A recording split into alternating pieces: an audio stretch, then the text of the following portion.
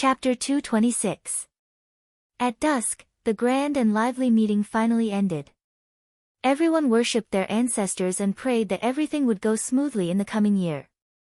They thanked the ancestors of the Kunlun party for their blessings, allowing the Kunlun lineage to survive for thousands of years without being cut off. It was still thriving today. However, the weather that day seemed to be particularly bad. The rain outside was getting heavier, and the rumbling of thunder was incessant. Although it was only dusk, the sky was already as dark as night. Countless candles had already been lit in the huge Xinyang hall. Otherwise, there would only be darkness left. Fortunately, the people gathered here today were all accomplished cultivators. One after another, they began to leave in an orderly manner. Only now did Immortal Idol Month let out a sigh of relief. Although it was very glorious to be the sect leader, it was indeed not an easy task to preside over the meeting for a day. He looked around with a calm expression. After a while, it would be the highlight of the day. Almost all the elites of the Kunlun sect would gather here. Although there were a few troublemakers who were not well behaved and said strange things all day long, as long as his master arrived and took charge of the meeting, everyone would naturally be obedient and there would be no more objections. This was the power of a soul formation perfected cultivator. Immortal Idol Month smiled slightly. He turned around and walked down the high platform, walking towards the back of Xinyang Hall. In the crowd, Su Qingjun said goodbye to Dongfang Tao and Melaleuca Japonica and followed the crowd out of the hall. As for Dongfang Tao and Melaleuca Japonica, they also had to part ways here. Only Immortal Yuanying could participate in the small gathering at night. Of course, the location of the gathering would not be in such a spacious Xinyang hall, but in a side hall at the back of the hall. Many Kunlun disciples were leaving from the main entrance in an orderly manner. The queue was very long. Su Qingjun stood at the back of the queue and waited. Occasionally, she would look back and see Dongfang Tao and Melaleuca Japonica chatting for a while. It seemed that Melaleuca Japonica gave him a few words. After Dongfang Tao nodded in agreement, he also walked towards the door that Immortal Idol Month had left through. With him were a few other Yuanying perfected cultivators who had already arrived. Their destination was naturally the same. When they saw each other, they also smiled and nodded, including Dongfang Tao. Perhaps because he had arrived in the daytime, the expressions of those Yuanying perfected cultivators were very gentle and friendly when they saw him. They probably thought that he was also on their side. After a while, Su Qingjun walked out of Xinyang Hall. She had just stepped out of the tall main entrance of the hall when she stepped out of the hall. The sky had actually turned completely dark. Even the drizzle that was falling from the sky could not be seen clearly from a place that was slightly further away. The cold wind blew, and the cold rain fell on her face. There was a trace of coldness that seeped into her skin. And in a place further away, the wind and rain were hurried. The night was bleak and hazy. Even the figures of those towering mountains could not be seen. Boom! Just at this moment, above the dark clouds in the sky, a sudden clap of thunder sounded. A bolt of lightning pierced through the darkness of the vault of heaven. It was like a twisted silver snake that divided the entire sky into two halves. With the help of the lightning, Su Qingjun saw the sky full of wind and rain sweeping over. The human figures were walking briskly in the dim light of the night. Most of the people were trying to leave this place, but with the help of that bright light, it reflected a group of people who suddenly walked in the opposite direction. There were a total of 4 people. The Kunlun disciples who were near them were almost all startled. They bowed continuously. The person in the lead was the head of Baichao Tang, Immortal Qian Dang. Following behind him were Ming Zhu, Guangyang, and Mu Yuan, the 3 Immortal Qian Dang. With 4 people gathered together, naturally, the momentum was extraordinary. Along the way, no one dared to block their way, and they smoothly walked over. Su Qingjun was a little surprised, but she still hurried forward to greet her master, Masato Kihara. At the same time, she also greeted the other 3 Immortal Qian Dang. Masato Kihara's expression was indifferent. After glancing at Su Qingjun, he said, "Have you also stayed here for the whole day?" Su Qingjun said, "Yes, disciple has been here all along." Masato Kihara nodded and said, "Now there's nothing else. You can go back and rest first." Su Qingjun replied with an, "Oh," and took a step back. Just as she was about to turn around and leave, she suddenly saw immortal Mingzhu, who was originally walking in front of Masato Kihara, suddenly turn around. After glancing at Su Qingjun, he called out, "Wait." Su Qingjun and Masato Kihara looked at immortal Mingzhu at the same time. Masato Kihara frowned and said, "Senior brother Mingzhu, what do you mean?" Immortal Mingzhu said, "Senior brother Mu Yuan, after we go in, we also lack someone to order around. If there's anything that needs to be reported, it'll be troublesome without someone to pass the message. I was wondering if I could trouble your disciple to wait here for a while." As he spoke, there was a smile on his face. He looked amiable, but Masato Kihara's pupils shrank slightly. After a moment, he said in a deep voice, "It's enough for me to be here. There's no need for Qingjun to come here." "There's no need." Immortal Mingzhu smiled and said, "Just in case." As he said this, he looked up at Masato Kihara and said with a smile, "What's wrong? Senior brother Mu Yuan doesn't seem to be willing." Masato Kihara gritted his teeth.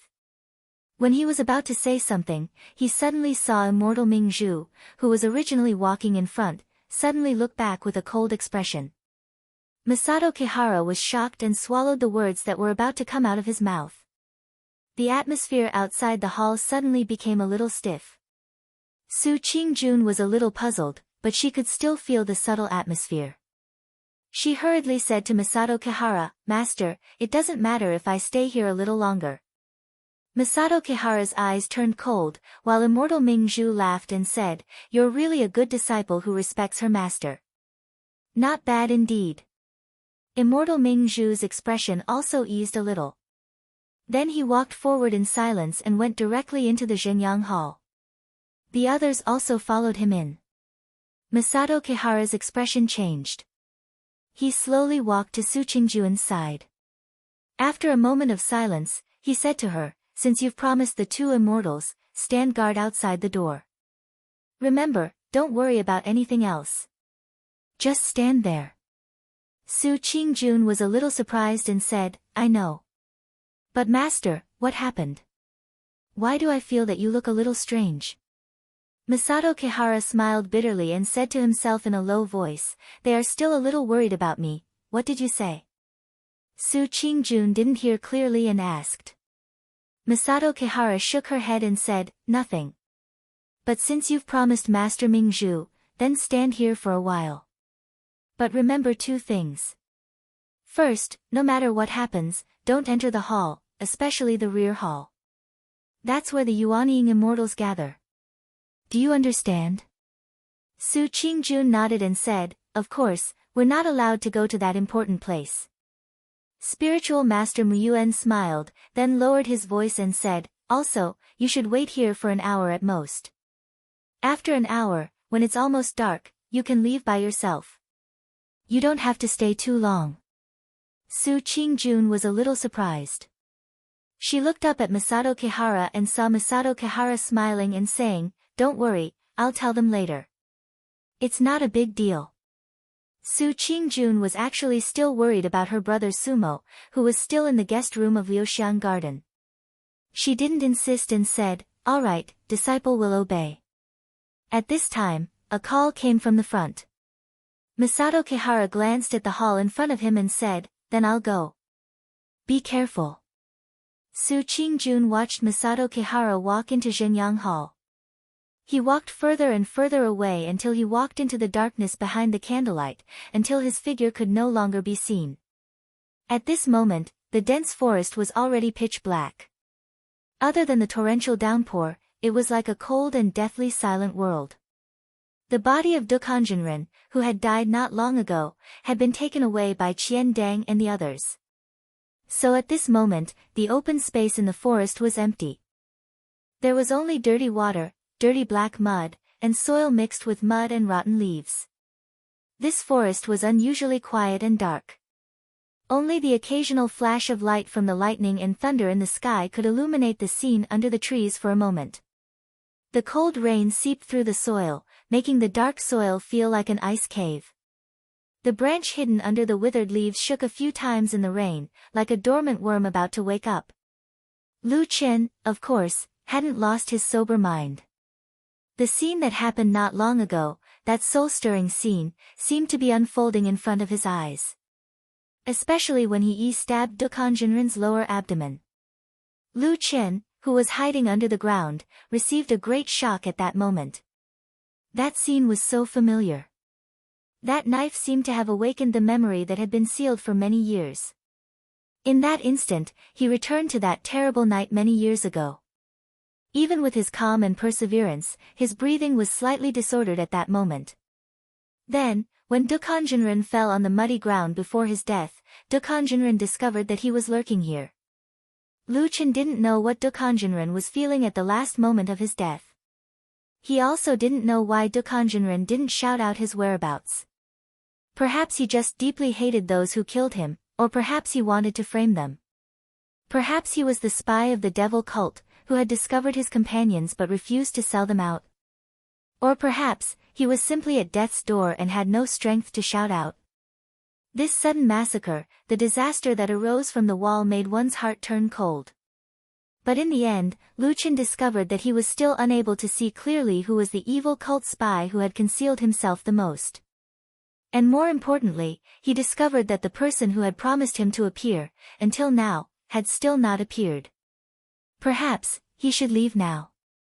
He pondered silently in the darkness, but at this moment, suddenly, amidst the sound of wind and rain, in this frighteningly cold and dark forest, from one of the gloomy paths in the forest, came a new sound of footsteps.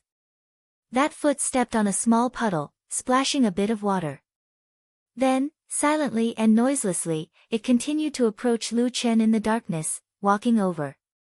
The wind and rain became more and more urgent. Chapter 227. The sky darkened. The rumbling of thunder resounded throughout the world, and the frenzied lightning tore through the sky, as if an angry god was roaring in the sky, illuminating the dark Kunlun mountain. Light and shadow intertwined. The light was only for a moment, but the dark shadows seemed to be everywhere, and would continue like this forever. The entire gigantic Kunlun mountain flickered in the storm, lightning, and thunder, except for one place. That was between the clouds in the sky. The four strange peaks floating in the sky were majestic and motionless, and in the mysterious forbidden area below them, the thick fog that never dissipated all year round was not affected by the storm at all. All the raindrops fell silently into the thick fog, and there was no longer any movement. The thick fog did not show any signs of shrinking or retreating. Sometimes, this strange thick fog even slowly expanded outwards, slowly drifting towards the four strange peaks in the sky. This was the most deserted and empty day of the year in the most important sacred place of the Kunlun party.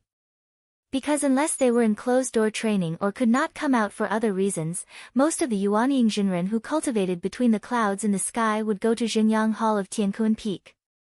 As for the remaining two deity transformation stage Shinran Tianlan, he rarely came back, and Hakushin Jinkuan had also left Winter Peak on this day a few years ago to support Jinran Idol Month. The wind and rain were mournful, and the fog was misty. It seemed that no one was paying attention to this place anymore. Only the thick fog kept drifting in the air, looking at the dark night sky. Among the four mystical peaks of spring, summer, autumn, and winter, the winter peak had always been a very peculiar peak. On this torrential night, the other three peaks were drenched by the rain, but the winter peak was the only one that didn't have any rain. Because it was too cold on this peak, almost all the raindrops would immediately turn into frost when they fell, and then turn into wind and snow that slowly drifted down. In the world of wind and snow, it was cold and lonely. Transparent icicles of different shapes could be seen everywhere, reflecting each other with a beautiful and psychedelic luster, as if it was a fairyland that was completely different from the outside world. This place was so beautiful, but there was no one around. It seemed like a place where no one should live. Hakushin Jinkuan's Immortal's Cave was located at the peak of Winter Peak surrounded by a violent snowstorm. Legend has it that once a deity transformation stage true monarch, a supreme great cultivator, all of them would possess peerless divine abilities that could penetrate the heavens and the earth, countless marvelous Taoist techniques, and innumerable magical treasures and spirit materials. Furthermore, they would meticulously set up a magical immortals cave that belonged only to them. Inside, there were all kinds of mystical things, countless formations, the gathering of countless essence from the world, and all kinds of unimaginably fierce restrictive mechanisms. There was even a saying in the cultivation world, never challenge a living soul formation perfected monarch in a perfected monarch's cave abode, even if you were a soul formation perfected monarch. Only dead perfected monarchs of divine transformation realm would have their cave abodes loosened after a long time, allowing outsiders to spy on them. In the long history of the divine central continent, every ancient perfected monarch's cave abode was an inconceivably huge treasure trove. Just a word or two about it was enough to drive the world crazy. Even so, the ancient perfected monarch's cave abodes that had been passed down from ancient times were still extremely dangerous places. Over the years, they had claimed the lives of countless explorers who yearned for treasure. Zhuo Xian stood quietly outside the cave abode on Winter Peak. The wind and snow drifted past and landed on his shoulders, but he seemed to be unaware of it. High above his head was the perfected monarch's cave abode that was wrapped in a violent snowstorm. Occasionally, he would raise his head in the cold wind and glance at the mysterious abode high above. But even with his current Jin Dan realm eyesight, he was unable to see through the snowstorm, so he couldn't see the appearance of the abode clearly. He had never been to the top of the Winter Peak, and he had never seen the cave mansion before. He had always had a wish in his heart. He wanted to take a look at his master's cave abode, to see for himself whether the cave abode of the most powerful cultivator in the world was really as magical and powerful as the legend said. But, after so many years, he still didn't have this opportunity. But it didn't matter. Zhuo Xian had always been a very patient person. He could wait, and he was willing to wait. Just like now, he was waiting for his master Hakushin Jinkuan to come down from the abode high above. Even if the cold wind hit his face and the ice and snow froze him, he didn't care in the slightest. On the snowy ground beside him, there was a large wooden chest. Sometimes he would glance at it, and then he would look away. The night was deep, and the wind and snow drifted. Suddenly, a whistling sound came from the vault of heaven. In an instant, the sky was filled with wind and snow, swirling up into the air. They gathered at one point and then suddenly dispersed, like a celestial maiden scattering flowers. In the wind and snow, a figure floated down. His appearance was haggard, and his eyes were full of spirit. It was Hakushin Jinkuan. Zhuo Xian deeply lowered his head. With a respectful expression, he bowed and said, "Shizuan." Hakushin Jinkuan stood with his hands clasped behind his back. With an indifferent expression, he said, "Change your clothes." Zhuo Xian responded. He turned around and opened the chest beside him. A gust of cold wind blew past, revealing a set of solemn and dignified formal attire in the chest. For many years, wearing formal attire had always been the privilege of the sect leader during the sect council. And as the master of Immortal Idol Month, as long as Hakushin Jinkuan sat there solemnly in this set of attire, there was no need for any words to explain everything. Just as Zhuo Xian bent over and was about to pick up the formal attire for his master to wear, he suddenly heard Hakushin Jinkuan's question coming from behind him. "Are you the only one on this mountain?" Zhuo Xian's body suddenly stiffened. His fingers that had just touched the soft formal attire only felt an endless chill suddenly rushing into his body from his fingers, freezing the blood in his entire body. He even subconsciously held his breath. It was pitch black outside the window. Lightning flashed, thunder rumbled, and heavy rain poured down, making people a little flustered. Sitting in front of the window, Xin felt a little uneasy. At this time, a light sound suddenly came from the bed behind her, startling her and causing her to quickly look back. She saw that Sumo, who was lying on the bed, was still unconscious. She just turned over and muttered something, but her expression was actually a little frightened, as if she was dreaming of something terrible. Xin relaxed, but she immediately felt a little funny. Although she was also born in an aristocratic family in Kunwa City, she wasn't familiar with the other members of the Su family except for Su Qingjun, whom she had become close to these days. As for Sumo, she was usually a tyrant in Kunwa City, so she always kept a respectful distance from her. Speaking of today, it was the first time she was alone in a room with this person. She didn't know why, but she always felt a little strange. Therefore, when she saw Sumo turning over in her sleep in fright, Exin didn't go forward to comfort her. At this time, a thought suddenly flashed through her mind. If the person lying on that bed right now was Brother Lu, what would she do? Would she go over and take care of him? Maybe, she would. She giggled and suddenly felt her face become a little hot, so she became a little shy and complained in a low voice. It was unknown whether she was talking about herself or cursing Lu Qin. But after standing like this for a while, she still opened the door and walked out. Just like that, she stood in the corridor outside the room. A gust of cold wind mixed with raindrops blew over, blowing against her face.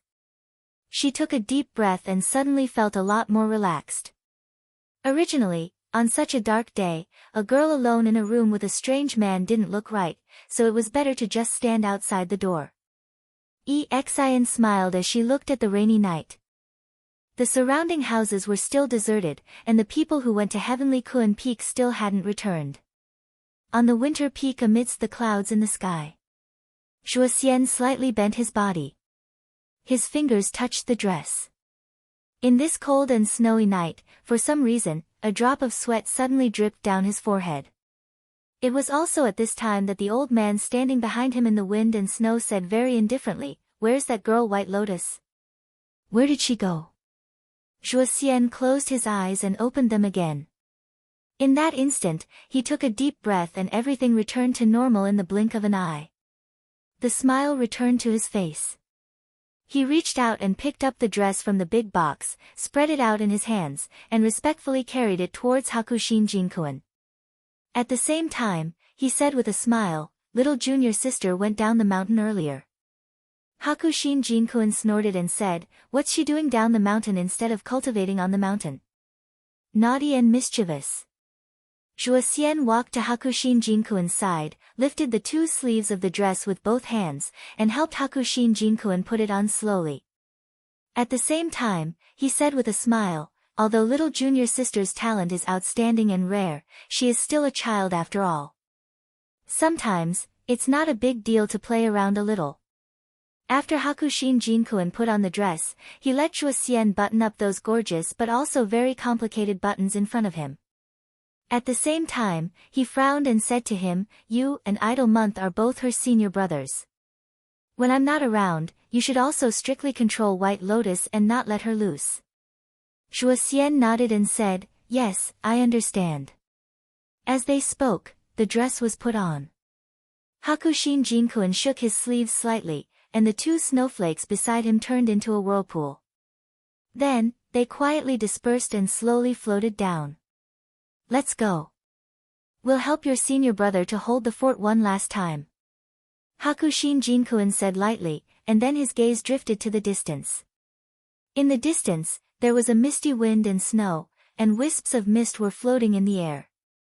"It's very foggy tonight." He sighed and walked forward. However, he had only taken a few steps when his body suddenly stopped.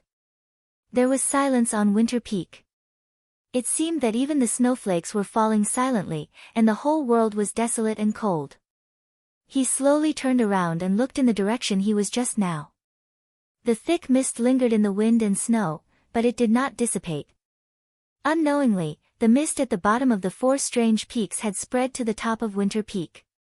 At the same time, at the edge of the wind and snow and the mist, there was a sudden ripple in the mist. An unusually tall and burly figure appeared indistinctly in the mist. Chapter 228.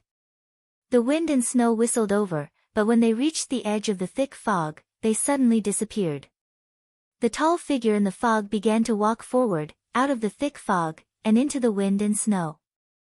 The wide sleeves of the robe, the tall stature, and the eye-catching and famous bald head clearly indicated who this person who had suddenly stepped into the Kunlun holy land between the sky and the clouds was. When Hakushin Jinkun first saw the tall and burly figure, his body trembled slightly. Then, his pupils shrank as he watched the man walk out of the fog. The wind and snow drifted down, but they couldn't get close to his body. Even the night seemed to be a little further away from him. Then, he heard the bald man greet him with a smile. "Hello, senior brother." There was only one person in this world who was qualified to call Hakushin Jinkun senior brother. That person was also a divine transformation stage perfected cultivator named Tian Lan. The initial surprise on Hakushin Jinkun's face slowly faded, and his expression gradually calmed down. At this time, he even smiled slightly and nodded. "What a rare guest, junior brother." With his hands behind his back, Tianlan casually walked forward. The falling snow silently melted and disappeared a few feet away from him, and there was not the slightest trace of footprints in the snow under his feet. If he hadn't seen this divine transformation stage perfected cultivator in front of him, he might really have thought that he didn't seem to be on Winter Peak. At this moment, this uninvited guest was looking around with some emotion. He looked at the strange snowy peak and said, "Isn't that so? I've never been to Winter Peak before. Actually, let me tell you, senior brother. Back when Master was still here, I wanted to come to Winter Peak to play. In the end, it dragged on until now. I actually haven't come here for so many years." A gloomy look flashed across Bai Chen's face. It was as if Tian Lan's words had pierced some unpleasant memory in his heart. He frowned slightly. But very quickly, his gaze moved past Tian Lan and landed on the back of the tall figure. On the other side was the mist that Tian Lan had just walked out of. It was thick and deep, and at the same time, it could be clearly seen that the thick mist was still slowly rolling and drifting, slowly dispersing on this winter peak. Tian Lan turned his head and looked at Hakushin Jinkun, saying, "Why, senior brother, don't you welcome me?" Bai Chen indifferently said, "Aren't you here whether I welcome you or not? What does it matter?" Tian Lan laughed and clapped his hands. "You're right." Bai Chen pondered for a moment before she turned her gaze slightly and looked to the other side. On this mountain peak, apart from the two strongest rulers in Kunlun Mountain, there was a third person. Shuo Xian. From the beginning, this second disciple of Hakushin Jinkun had been standing at the side without saying a word. At this moment, when Hakushin Jinkun looked over, Shuo Xian's face revealed a look of panic as if he wanted to say something to him. Hakushin Jinkun wanted to say something but hesitated. Then, he shook his head slightly and sighed. Although Shuo Xian's dharma was powerful, it was clearly a little difficult for Jin Dan Friar to face a soul formation perfected lord and ask his senses to detect the other party's traces. Hence, he waved his hand slightly at Shuo Xian, signaling him to step aside. Then, he turned to face Tian Lan. His expression became serious as he looked at his powerful and terrifying junior brother. "All right, tell me, what do you want to do by coming here today?" Tian Lan smiled. His expression was gentle, and he even reached out to touch his bald head, looking a little embarrassed. He said to perfected Lord Bai Chen with a smile, "Senior brother, back then, Master told me that he wanted to give this winter peak to me, and I really like this place very much. That's why I wanted to say this today. Why don't you give this winter peak to me?" He said with a smile. Tiankuan Peak, at the back of Xingyang Hall. Immortal Idol Month, who was still wearing a formal and solemn gown, sat in the side hall of the back hall, looking very dignified. At this moment, people were coming to the side hall one after another. Those who could come here were, of course, the highly respected Yuanying Immortal of the Kunlun Party. 2 rows of big chairs were lined up, but there were 2 main seats in the middle. Immortal Idol Month sat on one of them, and slightly behind him, there was another empty big chair, but at this moment, no one was sitting on it. Those who came would often look at the empty chair, and then return to their seats with a complicated expression, remaining silent. Dongfang Tao's seat was the last chair on the right side of this side hall. After coming in and greeting Immortal Idol Month, he sat here. At this moment, his expression also looked a little complicated. Occasionally, he would look up at Immortal Idol Month, and then quickly his eyes fell on several immortal Yuanying immortals sitting on the other side. They were led by Qian Deng, Ming Zhu, and the others. Unlike the others who were scattered, Qian Deng, Ming Zhu, Guangyang, and the others were clearly gathered together. But the most surprising thing was the fourth person walking behind Qian Deng and the others. He was Masato Kihara, and also the leader of the Iron Branch of the Kunlun Party. In many cases, Masato Kihara's attitude was equal to the attitude of the only 4 Yuanying immortals in the Iron Branch. When he saw Muyuan Jinren, who had been living a detached life away from worldly affairs, suddenly walk over and sit down in front of Thousand Lanterns Jinren, Idol Moon Jinren's face turned ugly for the first time. After a while, seeing that the number of people in this side hall was quite large, roughly more than 10 people, Qian Deng stood up and said to Immortal Idol Month, "Sect Master, I think there are enough people, should we start?" Immortal Idol Month snorted, but coldly said, "There are still a few people who haven't come yet, let's wait for a while." Qian Deng did not refute, only nodded, and after responding, he sat back down again. At that moment, almost all of the Yuanying immortals in this side hall had their eyes on the chair behind Immortal Idol Month. Why hasn't he come yet? Of course, Immortal Idol Month could also feel the strange expressions of the Yuanying immortals, but his expression did not change in the slightest, as if he had a well-thought-out plan. He only smiled faintly. On the contrary, Thousand Lanterns Mingyue and the others wore solemn expressions as they waited quietly. Outside the Zhenyang Hall, Su Qingjun stood quietly. At this time, many of the disciples who participated in the daytime meeting had almost all left, and even the original Daoist children in the Zhenyang Hall, probably because the night was too dark and there was too much wind and rain, so no one appeared here. Unconsciously, Su Qingjun found that in the large space in front of the Zhenyang Hall, she was the only one left. The night was mournful and cold, and the wind and rain were still falling without any signs of stopping. There was no one around, and the sky was also dark. Only a faint candlelight from the Zhenyang Hall illuminated a small area. Su Qingjun looked at the sky, and for a moment, she could not tell the time, but she felt that it was about half an hour, but there was no movement in the Zhenyang Hall. After pondering for a while, she still decided to wait a little longer. At this moment, she suddenly heard a sound of footsteps coming from the wind and rain in front of her. Su Qingjun looked up, only to see that the sky was too dark, and in the cold wind and rain, it was difficult to see clearly. She could only vaguely see the vague figure of a man, slowly walking over. Her heart suddenly felt a little nervous, and she reached behind her, holding the scabbard of the long sword. That figure gradually walked closer, all the way to the front of the hall, and then walked up the steps. Su Qingjun was suddenly startled, because she knew this person. It was He. Different from the handsome and elegant appearance of the past, at this moment, He walking in the wind and rain didn't look quite right, his face seemed to have a trace of deep exhaustion, and his clothes were somewhat messy. Of course, walking in the rain without an umbrella, it was normal to suffer a little. Under the eaves in front of the hall, the man and the woman looked at each other, each with a bit of vigilance, but after a moment, He was the first to speak, and greeted Su Qingjun. "Junior sister Su." He faintly called out to her.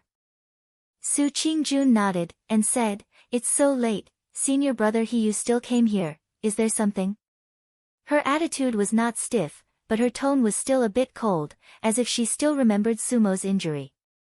He asked, "Aren't you also here?" Su Qingjun said, "I want to wait for my master Masato Kihara." "Senior brother He, are you also waiting for that Dokanjinren?" After saying that, she thought for a moment, and said, "Oh yes, I don't think I saw him this afternoon." He smiled, and said, "Yes, my master is always elusive, so I'd better wait for him here." Saying that, he looked around, and then, unexpectedly unafraid of the wet and dirty, directly sat on the stone steps not far from him. One must know, the previous storm was so strong, and the stone steps had long been wet. Su Qingjun frowned, and took 2 steps to the side, as if intentionally or unintentionally distancing herself from He. Some words, no one said it out, but they could all feel the alienation and a trace of hostility in each other's eyes.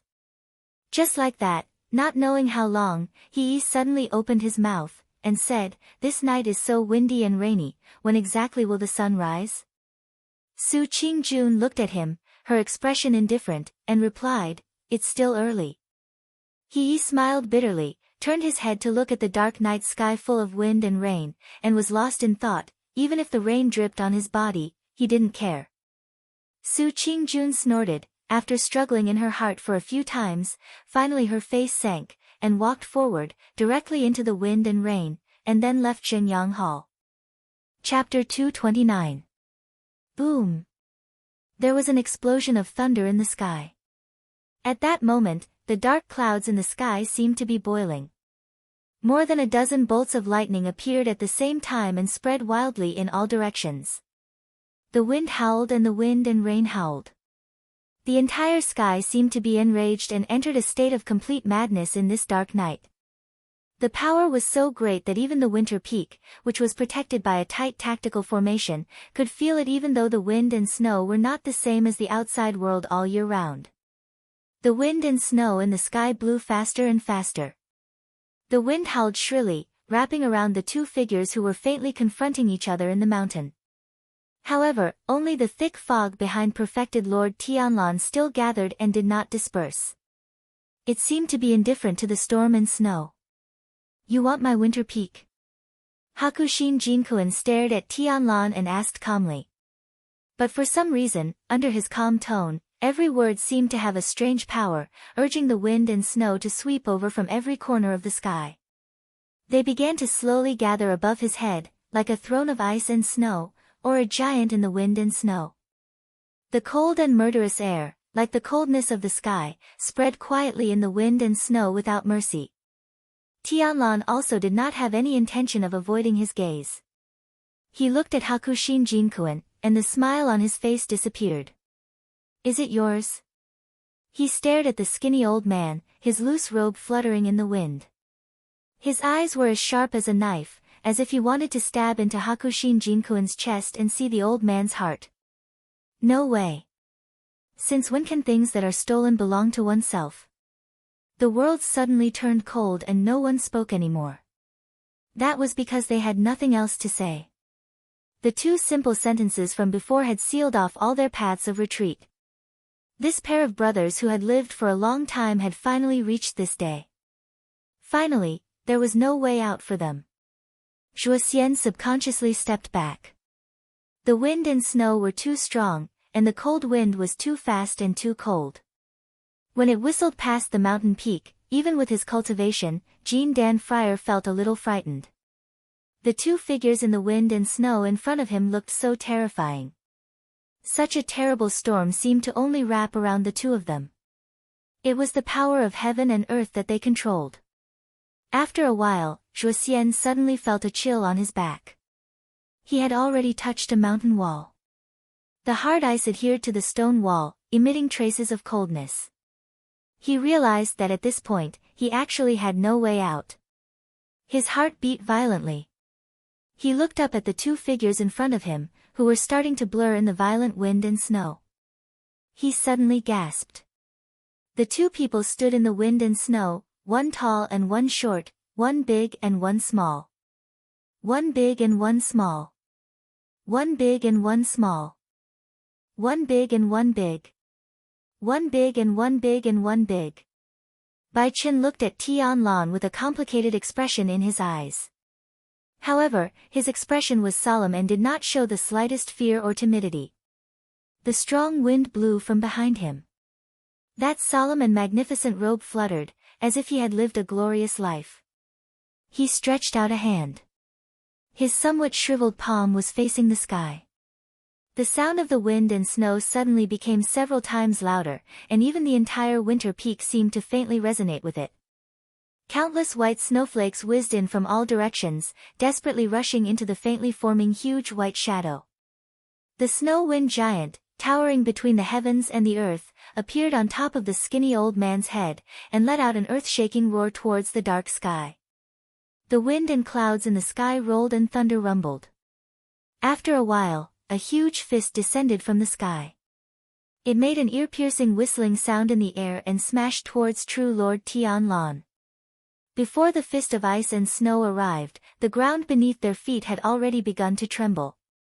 Even the fog that had been indifferent to the wind and snow all this while had actually retreated a few feet in an instant. The ferocity of the attack was evident. True Lord Tianlan's expression was solemn. He took a step back and made a circle with his hands. In an instant, his wide robe suddenly fluttered like the wind and a surge of energy burst forth. The dense fog behind him suddenly rolled. Immediately after, a mist giant with half a body appeared from the fog. It roared and pounced towards the snow wind giant. Boom! A low and loud rumble came from the sky. The ground under his feet trembled violently. The entire winter peak that was floating in the sky also shook twice. Cracking sounds could be heard. Countless cracks instantly appeared. That was the sound of 10,000-year-old ice cracking. The two giants retreated a certain distance. They seemed to have been injured by the terrifying force just now. However, very quickly, they continued to pounce forward and collided with each other in the blink of an eye. The heaven and the earth shook, and the wind and snow roared. At that moment, on the winter peak, a naked, terrifying power was displayed. There were no tricks, no subtleties. Only for the most powerful semi-divinity realm human beings, this was the kind of pure power that returned to the natural state. All the Tao techniques and divine arts in the world that could be imagined or unimaginable or ingenious had completely disappeared at this moment. They were discarded by these two peak cultivators without any hesitation. For a moment, Zhuo Xian, who was the only person in the world to witness this battle between divine transformation realm true lords, even had an illusion. He felt that the battle between the two giants in the sky was like a fight between two toddling babies. It was a simple and pure fight. Their movements were even a little slow. Everything seemed clumsy in the eyes of the cultivators in the world. The only thing that stood out from the rest was their terrifying power. With a punch, the heaven and earth changed color and the wind and clouds rolled. With a roar, the mountains and rivers flowed backward and the wind and snow surged. Lightning rolled down from the dark clouds and wrapped around the two terrifying giants. The electric currents darted around like strange silver snakes, but they still could not stop the two giants from fighting.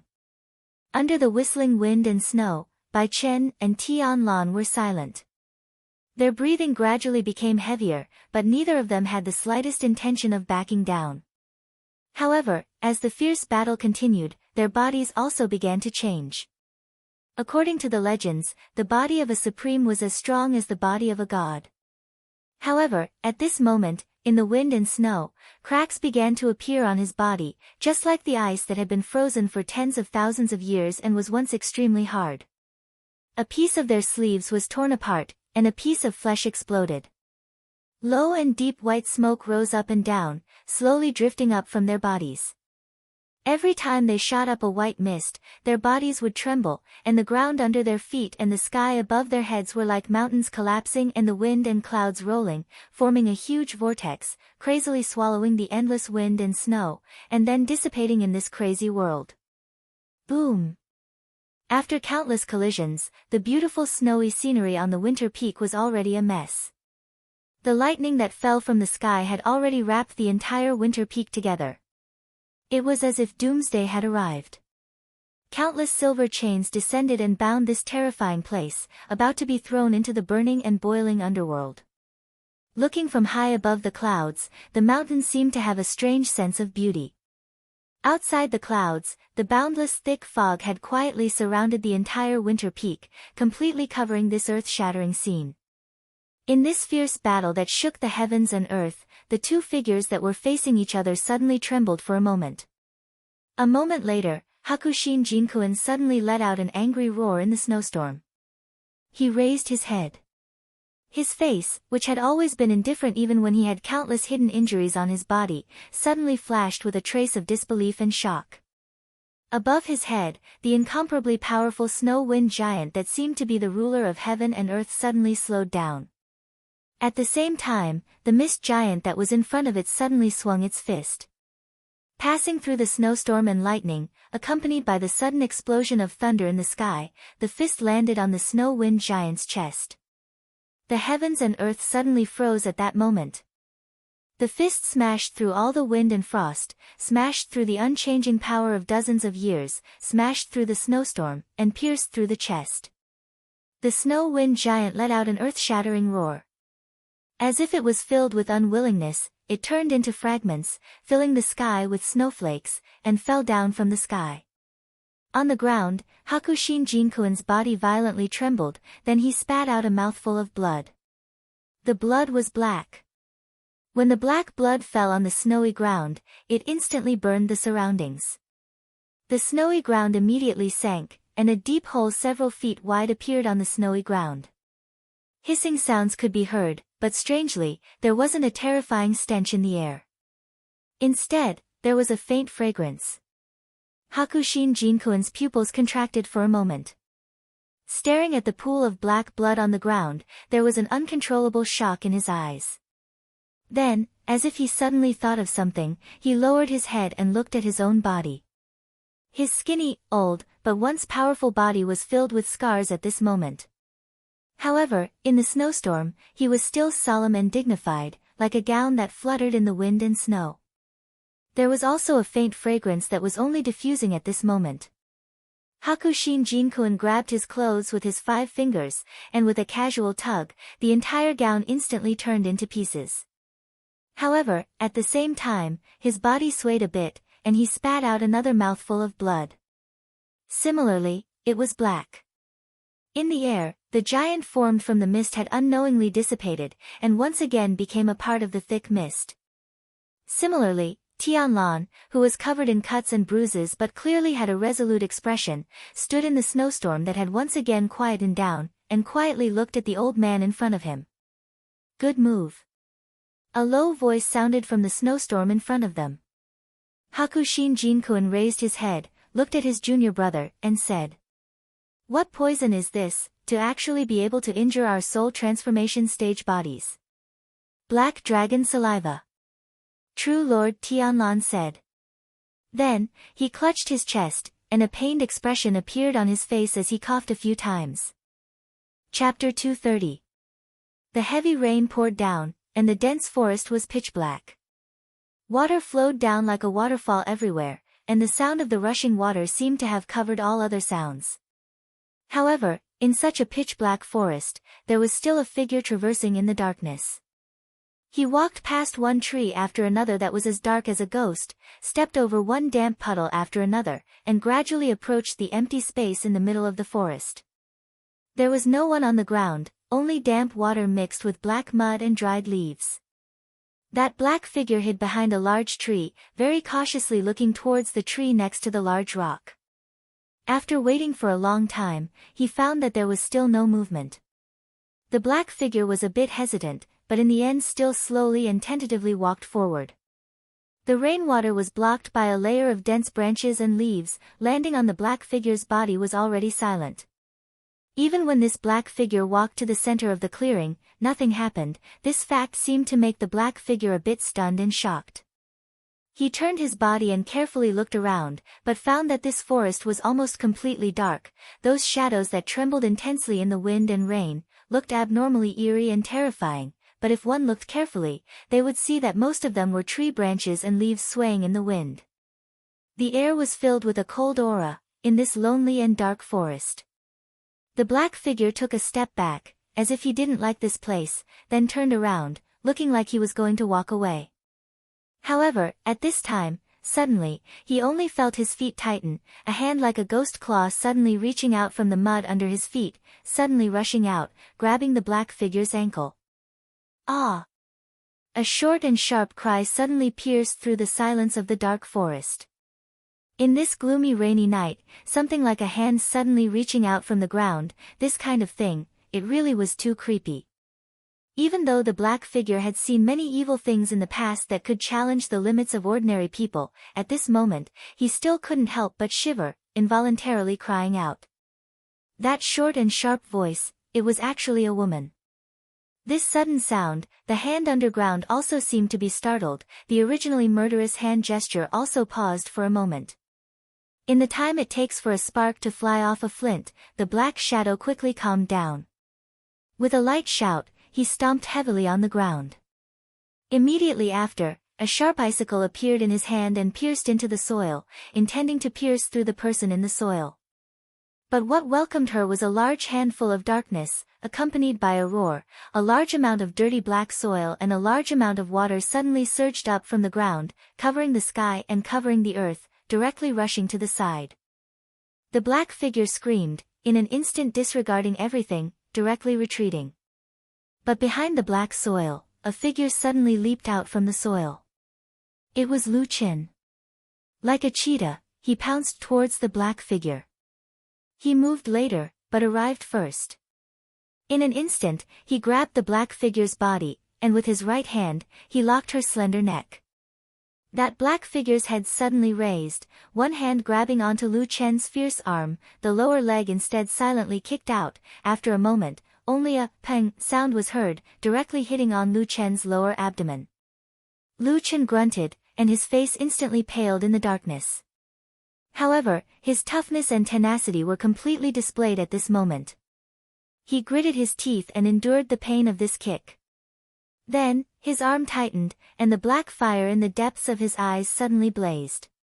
It directly pressed down on the arm, and only after it pressed down hard on the neck was there heard. There was only a painful grunt, and the black figure's body immediately went limp. And at this moment, only a shocking thunder was heard in the sky, as if in the distant horizon there was a terrifying and powerful impact bursting out. At the same time, a bolt of lightning suddenly split the sky, illuminating the world. In the middle of the forest, that bolt of lightning similarly illuminated the darkness here for a moment. The heavy rain poured down. In the drizzling water, Lu Qin saw that person close at hand, that was White Lotus.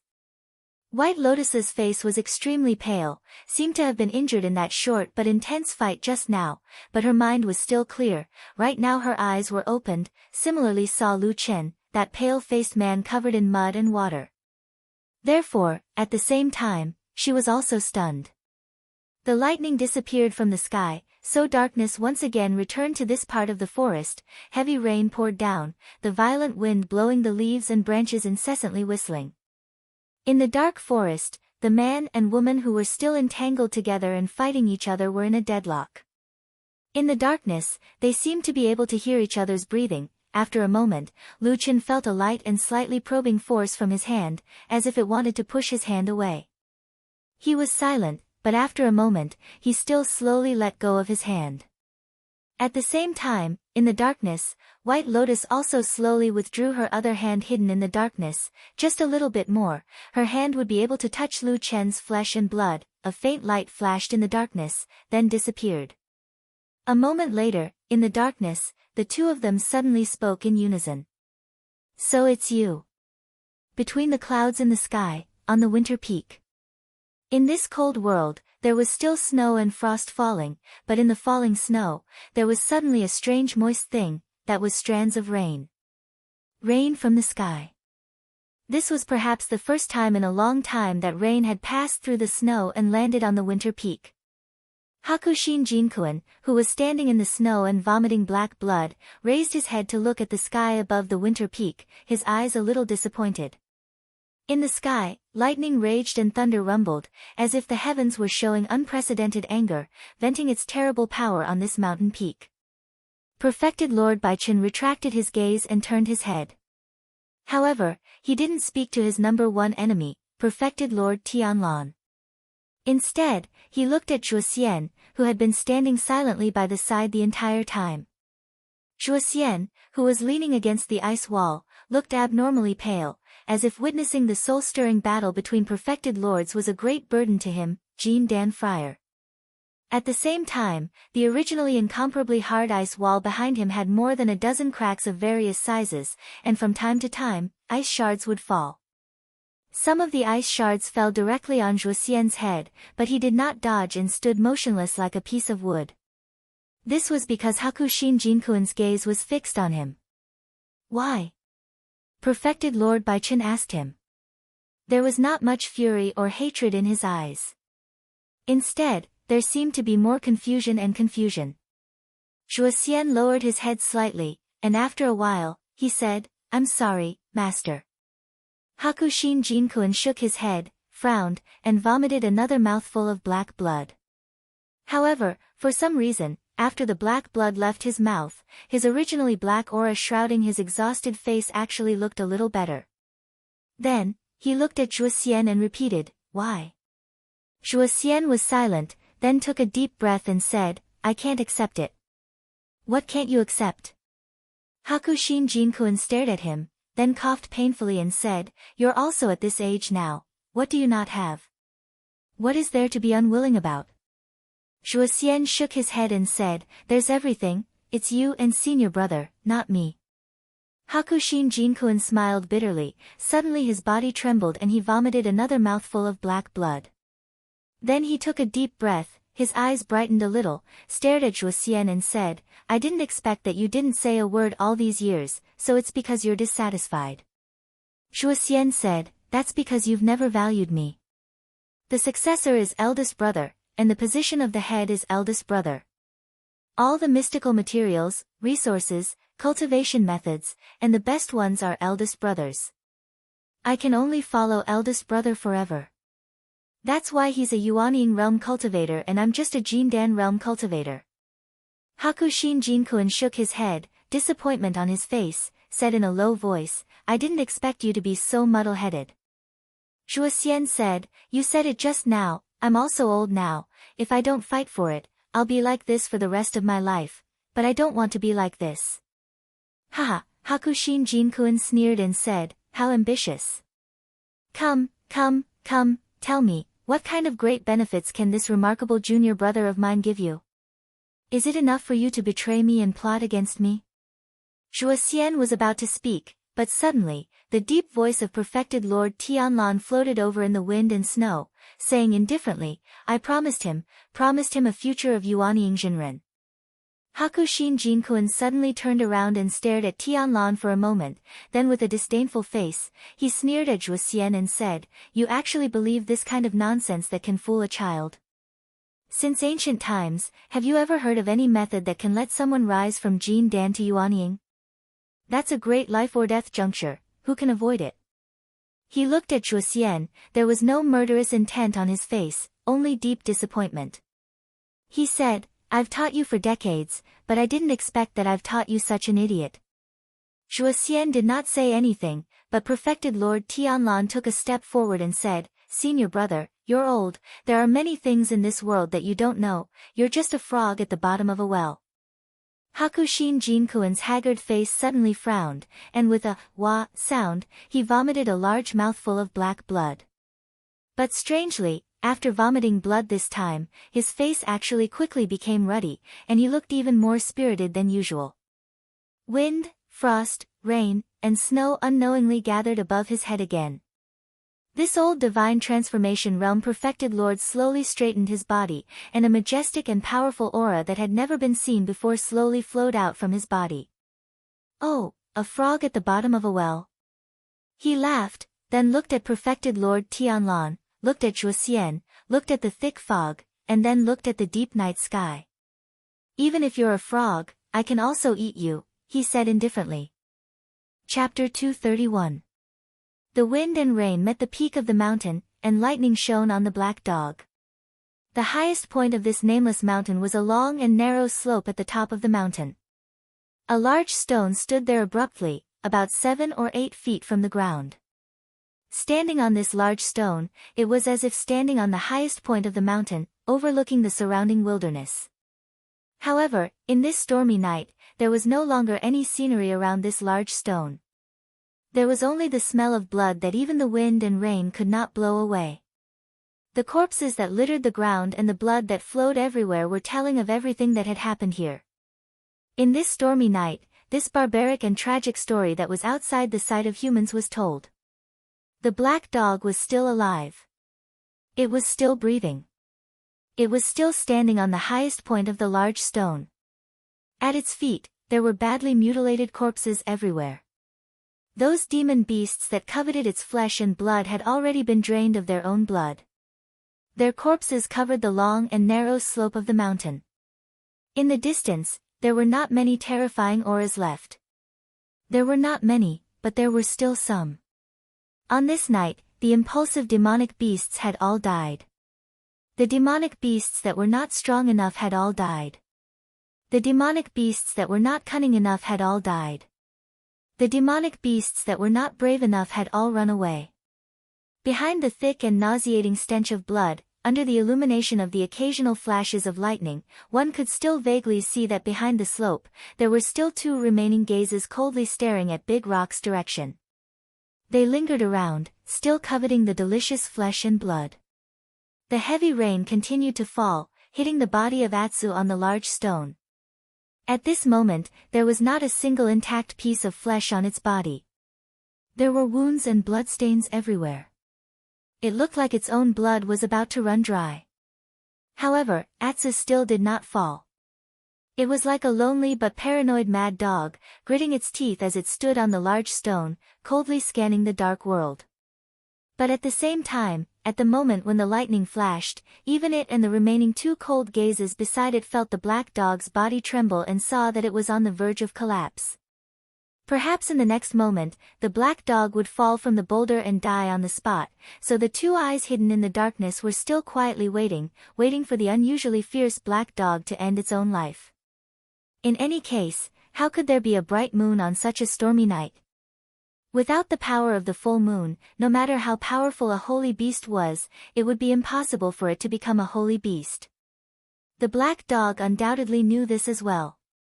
Perhaps no one had ever told it, but when the monster blood in its body stimulated its instincts, it also understood this rule. The wind and rain were too strong, so it was impossible for the moon to appear. But at this point, there was already no way out for it. Atsu slowly crouched down. Surrounded by bloody corpses, at the highest point of the hill, he raised his head and looked at the sky. Other than the desolate wind and rain, there were only layers of thick, dark clouds. There was no sign of the moon. A soft whimper came from its mouth and it lowered its head, as if at this last moment, it finally had to admit defeat to its fate. Darkness surged, and the black dog's figure on the highest point of the hill looked so lonely.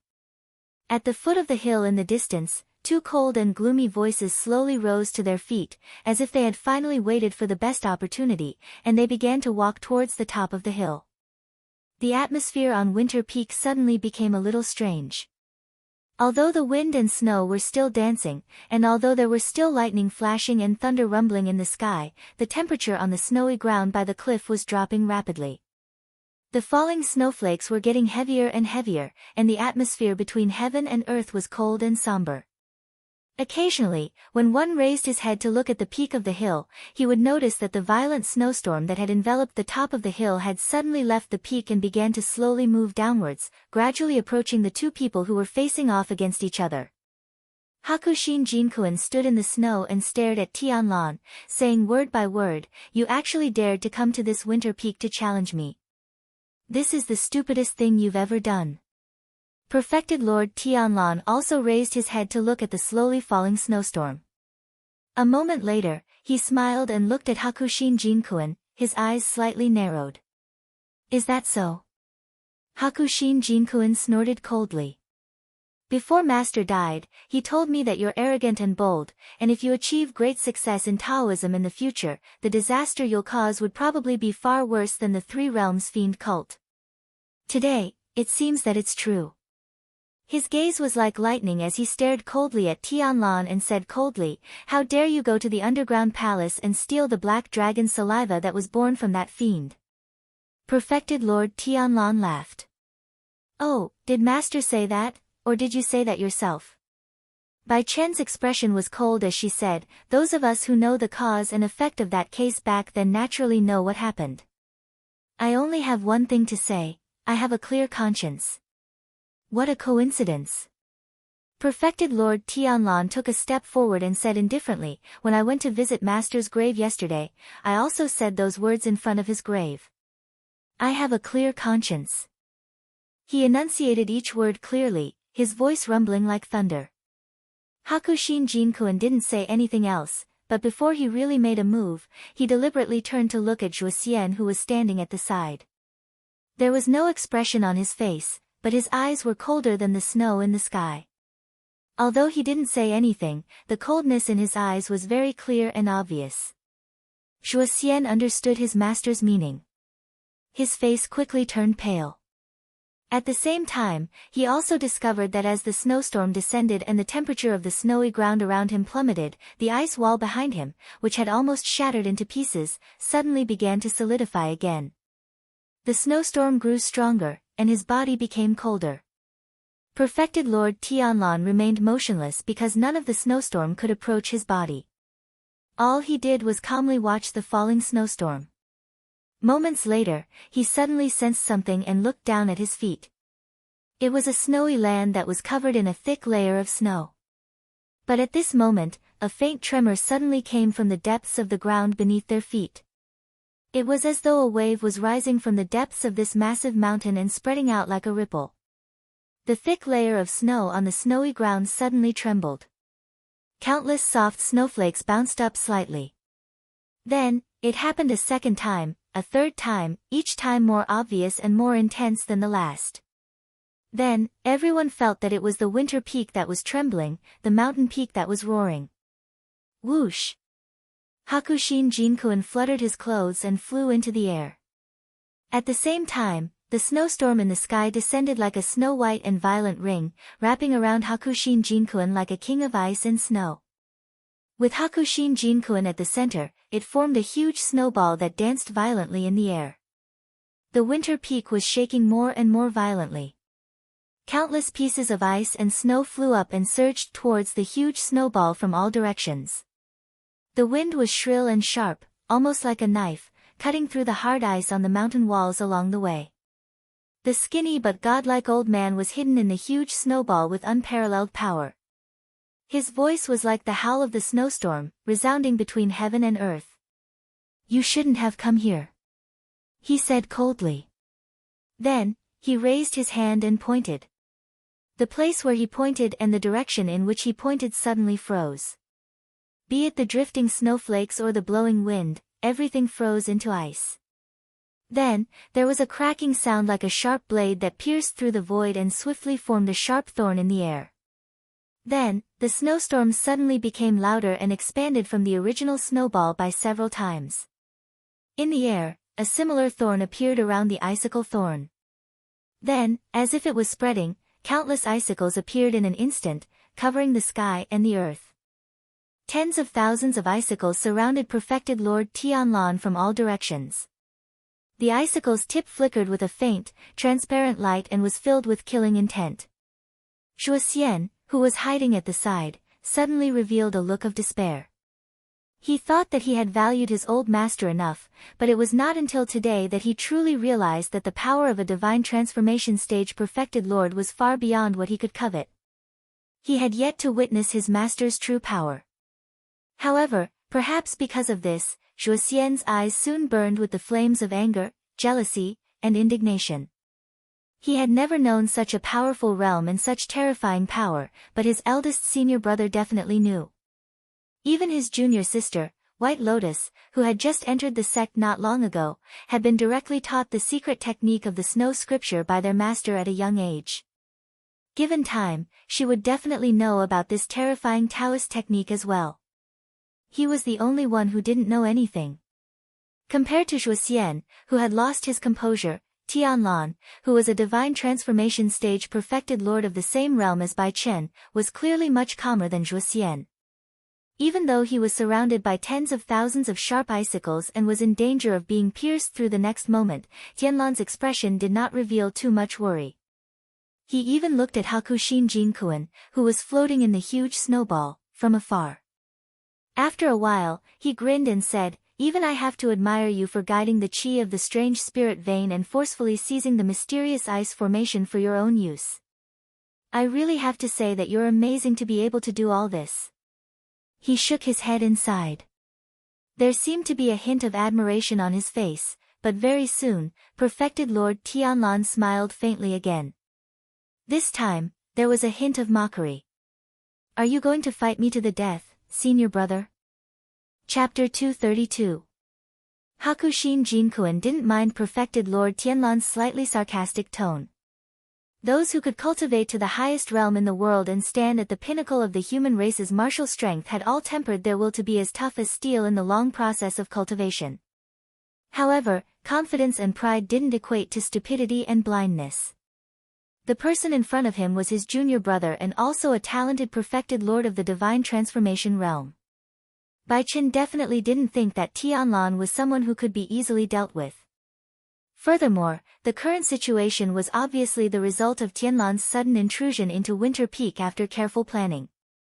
Putting everything else aside, just the fact that his second disciple, Zhuo Xian, had betrayed him showed how dangerous the situation was. Bai Qin even began to worry about the situation below Winter Peak. Today was the day the sect council would be held. According to the plan, the eldest disciple, Idle Month, should be in Tiankuan Peak's Zhenyang Hall having a meeting with the various elites in the sect. During the most important night meeting, he might still be waiting for her to go over and hold the fort. However, Tianlan suddenly came and blocked him on the Winter Peak. Hakushin Jinkuin could easily imagine that there must be some conspiracy behind this. However, at this moment, he couldn't quickly contact his eldest disciple. Therefore, the best and most effective way was to quickly settle the matter in front of him. In fact, the fight at the foot of the mountain wasn't a big deal. It was nothing more than some intrigue and murder. Even if it was murder, how many people could they kill? Could they turn the world upside down? What mattered was that junior brother Tianlan in front of him was the only person who could truly threaten him. As long as he could win here, what couldn't he clean up? True Lord Bai Chen's mind spun to this point, but it only took a moment for him to clearly understand the importance of this chaotic situation. His gaze became even colder as he stared at the bald and burly man below and said coldly, "Junior brother, on account of Master's warning before his death, I can spare you this time. As long as you hand over that traitorous disciple, Zhuo Xian, to me to deal with and retreat from Winter Peak, I'll treat it as if today's matter never happened. Otherwise..." At this point, Hakushin Jinkuin sneered and glanced at the transparent thorns that filled the sky with cold light. "Don't forget, this is Winter Peak, the cave abode that I've managed for many years. It won't be difficult for me to take your life." Perfected Lord Tianlan looked up at the figure wrapped in the snowstorm and didn't speak immediately. Instead, he stared thoughtfully for a moment. Then, he suddenly sensed something and turned to look at Zhuo Xian under the ice wall. Zhuo Xian's face was as pale as a piece of paper. His chest rose and fell and his breathing seemed to become rapid. Perfected Lord Tianlan laughed heartily and waved his hand at him. Then, he pointed at the figure in the snowstorm and said, "Don't be afraid, don't be afraid. He's just scaring people." The snowstorm suddenly became urgent and the whistling sound became louder. It seemed that his words had angered Hakushin Jinkuin in the snowstorm. However, perfected Lord Tianlan didn't seem to care. He squinted slightly and looked at Hakushin Jinkuin for a moment. He smiled and said, "Senior brother, I wasn't so sure at first. But after hearing what you said, I probably know that the black dragon saliva is not easy to bear. It's not so easy to detoxify it by spitting out 2 mouthfuls of blood, right?" Hakushin Jinkuin sneered and didn't say anything else. He controlled the snowstorm to descend slowly and the sharp spikes in the sky began to tremble slightly. It was as though the final battle had arrived and the next moment, thousands of arrows were going to shoot and poke Perfected Lord Tianlan into a sieve. Perfected Lord Tianlan seemed to have sensed Hakushin Jinkuin's determination. He nodded and the smile on his face disappeared. Ding! It was unknown which crystal-clear icicle suddenly vibrated and let out a sound. All of a sudden, this pleasing sound with a hint of coldness rang out. Countless icicles began to move, sealing off all of Perfected Lord Tianlan's escape routes. Seeing that a huge battle was about to break out, Zhuo Xian, who was watching from the side, subconsciously held his breath. However, at that moment, Perfected Lord Tianlan suddenly stomped his foot. That foot stepped into the snowy ground, passing through the snowflakes and landing on the solid ground. In an instant, it was as though the mountains were shaking and the earth was cracking. A huge hole suddenly appeared where perfected Lord Tianlan was standing. Then, perfected Lord Tianlan's burly figure fell into the hole and disappeared in an instant. In mid-air, Hakushin Jinkuan let out a furious roar. The snowstorm roared and countless transparent sharp spikes came crashing down. In the blink of an eye, the snowy ground was riddled with holes. Not only the snowy ground, even the soil layer was pierced by these powerful ice spikes. However, perfected Lord Tianlan had actually disappeared. After a while, the winter peak suddenly shook again. Under the snowstorm where Hakushin Jinkuan was, a large cloud of snowflakes exploded and a figure soared into the sky. With a deafening whistle, he charged into the snowstorm from below. Soon after, hundreds of sharp ice spikes rushed out from the ground and chased after perfected Lord Tianlan's body as if they were hunting for his life. They also charged into the snowstorm. Like the rumbling of thunder, all kinds of strange sounds came from the snowstorm. After a while, lightning suddenly appeared and shuttled through the snowstorm. At the same time, the wind's speed became faster and faster, so much so that people could not see what was happening in the snowstorm.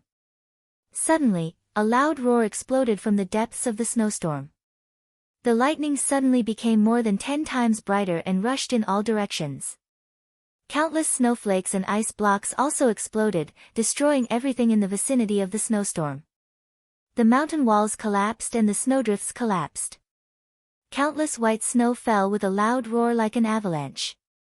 Shuoxian had long noticed that something was wrong and hid far away. Even so, he was still forced into a sorry state by the surging and wild power. For a moment, he was shocked. Perhaps this was the true power of a divine transformation stage perfected Lord. They could seize the power of heaven and earth, break the mysteries of creation, and turn into gods with divine power that could destroy heaven and earth. Snow fell and the heavens and earth moaned. After a while, when the fierce snowstorm gradually calmed down, the snowstorm that had been wreaking havoc in the air had disappeared at some point. The two divine transformation stage perfected monarchs had already landed on the snowy ground from midair. However, the snowy ground was already riddled with holes and was uneven. There were deep pits and big holes everywhere. Only the two of them stood facing each other more than 20 feet away from each other. They did not seem to be in a good condition. Perfected Lord Tianlan's sleeves were torn in several places. His face was also a little pale and some of his wounds were bleeding. Hakushin Jinkuan's condition was worse.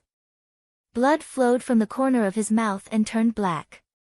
The two of them stood facing each other. After a while, Hakushin Jinkuan suddenly said, "You're indeed more talented than me. We're 20 years apart in age, but you've actually caught up to me in terms of cultivation." Unexpectedly, perfected Lord Tianlan did not mean to be modest. He just nodded and said, "You're right." Hakushin Jinkuan sneered. He took a deep breath and wiped the black blood from the corner of his mouth.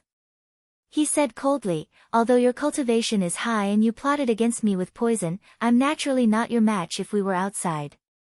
But you insisted on fighting on my winter peak. You can't blame me for borrowing the power of Snow Wind's Spirit Mountain. So in the end, you're still the loser." Tianlan frowned and seemed to think about it seriously. Then, he nodded and said, "You're also right about this." Hakushin Jinkuan's face turned cold. He did not seem to be happy or excited at all. On the contrary, his pupils contracted and a trace of fear and worry flashed across his eyes. At their level of deification, their mastery of the spiritual power of heaven and earth, Tao Dharma, and divine sense had long been meticulous and exquisite, and their judgment of the situation was rarely wrong. However, even though Tianlan admitted that in the end, Hakushin Jinkuan, who borrowed the spiritual power of the cave mansion on Spirited Mountain, would be more advantageous, Tianlan himself did not have the slightest intention to retreat. He was even smiling there with calmness, as if he had nothing to fear. At that moment, Hakushin Jinkuan's mind was like electricity. He almost subconsciously wondered if there was someone else besides Shuoxian who had betrayed him and arranged some extremely sinister means for him. But very soon, he was shocked to find that his mind was a little chaotic at that moment. He had clearly gained the upper hand with the power of the cave mansion on Spirited Mountain, but why was his mind restless? What was the answer to this question? Perfected Lord Tianlan stared at him and suddenly said, "Senior brother, after Master's death, the two of us have been fighting openly and secretly for decades. Until today, I suddenly realized that you are actually old." Hakushin Jinkuin sneered and did not speak. Instead, he took a deep breath.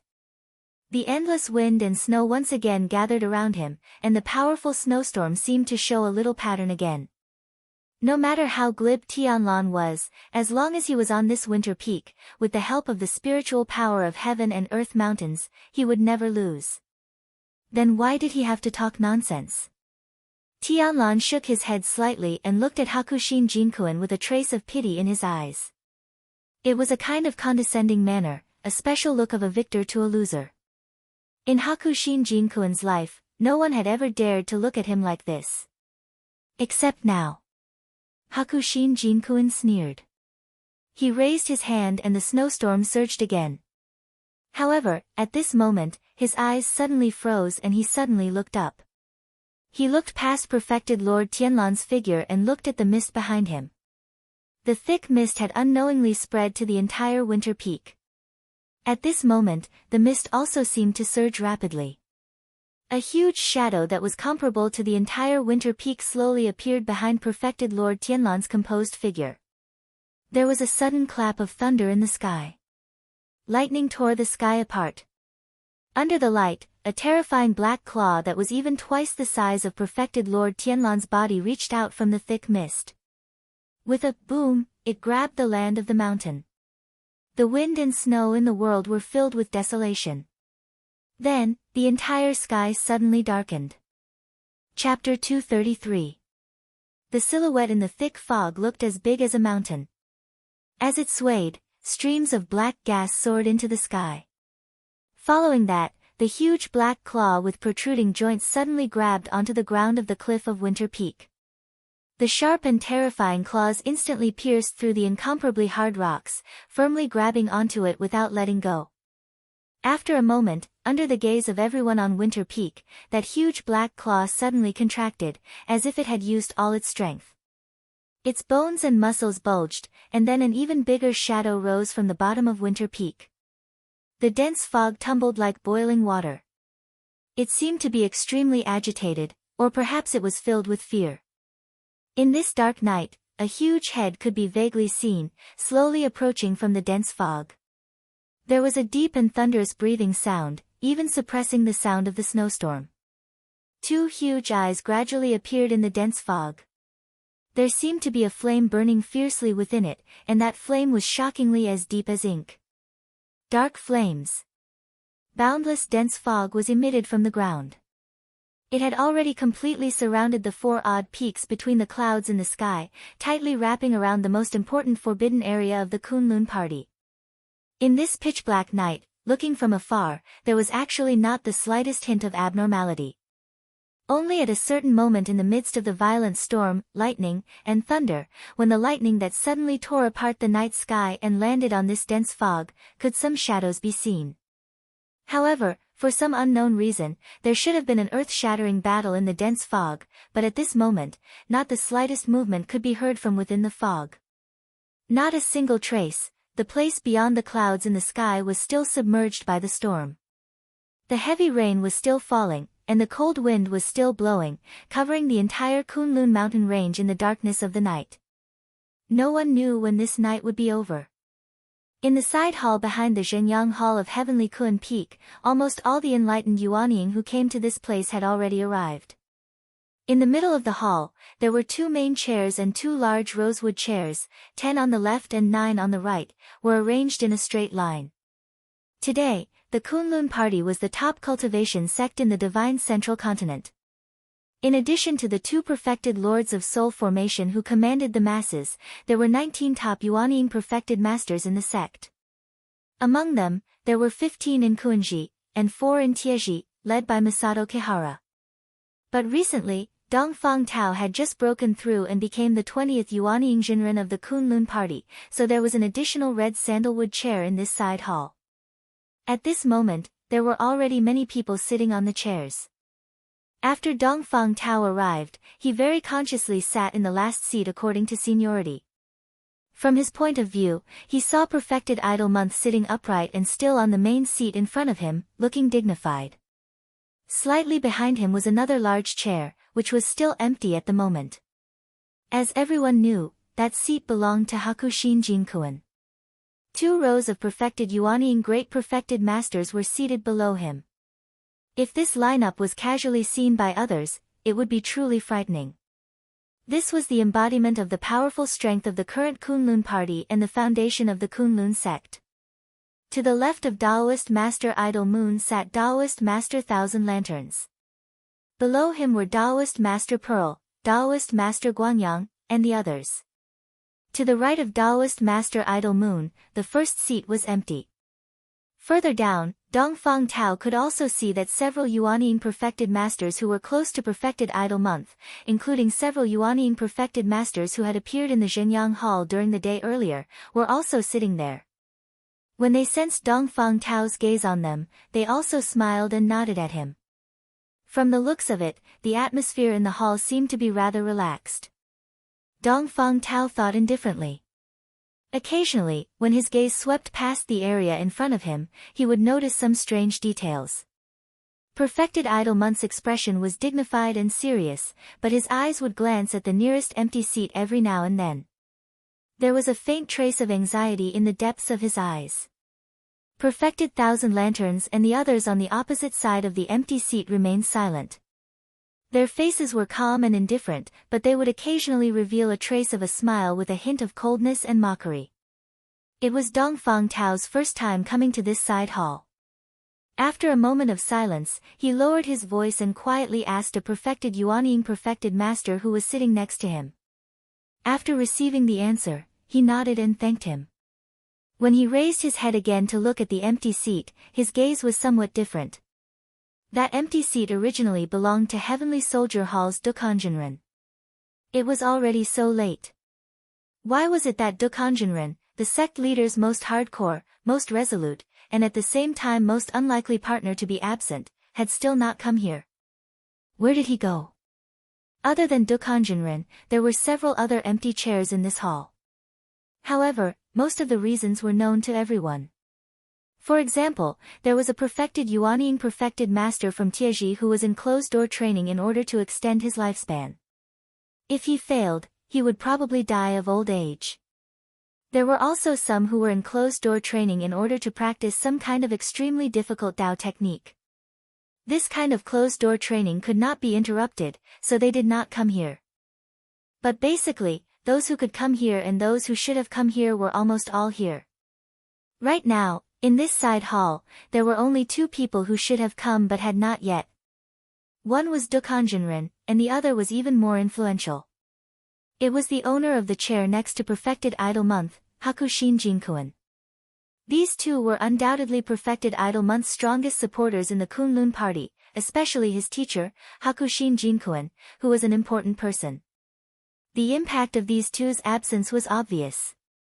Even just by looking at them, it made people feel that Perfected Idol Month's side had suddenly become much emptier, giving off a strange feeling of weakness. Perfected Idol Month was indifferent to this, as if he did not feel anything. He was still sitting quietly, as if his patience at this moment was endless, ready to wait for these 2 people to come. Perfected Idol Month was the sect master. If he showed that he was willing to continue waiting, most people would not say anything against it.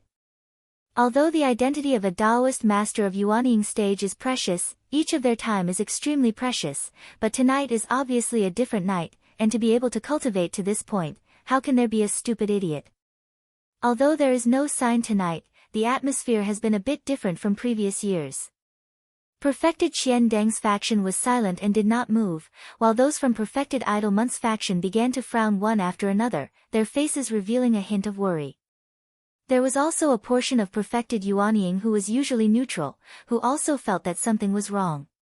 After observing the situation for a while, they all looked at their noses at their hearts, and their mouths were shut.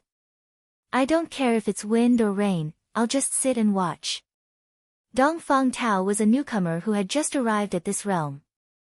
In the past, he had actually more or less heard of some undercurrents surging in the sect and stories of open and secret strife.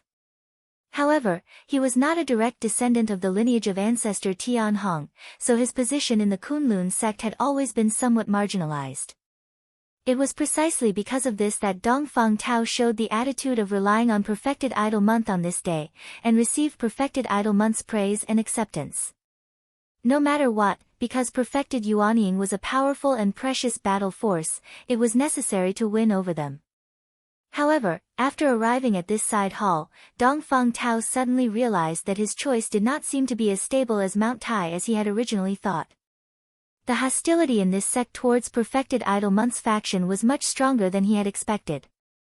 Dongfang Tao was a little puzzled about this, because his many years of experience had long since explained one problem: as long as Hakushin Jinkuan was around, Perfected Idol Month's position was unshakable, and Perfected Idol Month's faction's power was unshakable. But why did those people seem to be a little aggressive? Why did they dare to do this? Why did they seem not too afraid? As Dongfang Tao was pondering, a voice suddenly sounded in the hall that had been silent for a long time. It was Perfected Qian Dang, who was sitting on the left side of the main seat, slowly standing up. His gaze was calm as he looked around at the crowd. In that instant, Dongfang Tao's heart suddenly trembled, as if he had sensed something, and he actually became a little nervous. Perfected Idol Month, who was sitting on the main seat, also suddenly raised her head. Her gaze was cold, and a sharp light seemed to shoot out from her eyes as she stared at Perfected Qian Dang. However, Perfected Qian Dang didn't seem to notice this. He didn't even carefully look at Perfected Idol Month. Instead, his gaze swept across the faces of all the Yuanying spiritual masters present. After a moment, he suddenly smiled and said, "It's getting late. It's already past the time for our little meeting, right?" At that moment, the entire hall was silent. It was unknown how many nascent soul-perfected masters were sitting still, their faces expressionless. Dongfang Tao, however, took a deep breath, as if he was preparing himself to welcome the sudden storm. Storm. No one spoke, and no one responded to Perfected Qian Dang. The atmosphere in the hall was subtle and strange. However, Perfected Qian Dang didn't seem to mind at all. After looking around, he smiled and continued, "Therefore, I feel that we should begin now. Everyone here is a Yuanying spiritual master, and everyone's time is precious. Am I right, senior brother sect master?" His last sentence was said as he turned his head to look at Perfected Idol Month. At that moment, the atmosphere in the hall was so cold and quiet that one could hear a pin drop. Perfected Idol Month slowly stood up and stared at Perfected Qian Dang. After a moment, she said in a deep voice, "There are still a few who haven't arrived yet. It won't be too late to wait." Perfected Qian Dang shook his head and said, "Senior brother sect master, forgive me for speaking bluntly. We've waited for too long. Those who haven't arrived yet won't come. There's no need to waste any more time." A series of gasps could be vaguely heard from the surrounding nascent souls. All of them looked over with complicated expressions. Perfected Idol Month narrowed her eyes and looked coldly at Perfected Qian Dang. She said in a cold voice, "Junior brother Qian Dang, do you mean that you don't even want to wait for my master, Hakushin Jinkuan?" As soon as these words came out, the surrounding people's breathing seemed to stop. Everyone's gaze fell on Perfected Qian Dang. Chapter 234. The heavy rain did not stop, the dense forest was pitch black, one could not even see one's fingers if one stretched out one's hand. Right now even the dense foliage above their heads could not block the seemingly endless water flow. Everywhere like a broken dam, large waves of water flowed down from the top of the trees. The two figures hidden in the darkness, after the initial shock, quickly quietened down. This forest was so dark that they could not even see each other's faces clearly, also could not see the expression on the person beside them. After an unknown period of time, Lu Chen lowered his voice and said, "The pattern on the back of the tree bark, was it drawn by you?" White Lotus's body shook slightly, seemed surprised again, after a moment of hesitation, said, "No."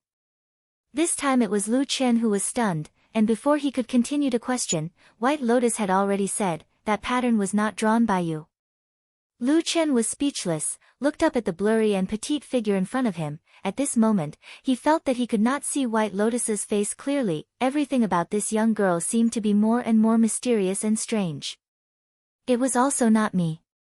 Lu Chen quickly denied, took a deep breath and said, "Then why are you here?" White Lotus instead asked, "I also wanted to ask you this question. That pattern is obviously an extremely rare secret pattern in the evil sect. Outsiders are not even able to know about it. How did you know about it, and why are you here?" Lu Chen did not speak. White Lotus also very quickly quietened down, both of their bodies hibernating in the darkness, suddenly moved back a little at the same time, distancing themselves from each other. Lu Chen turned his head, glanced at the big tree in the forest. After a moment of silent contemplation, he made a decision in his heart.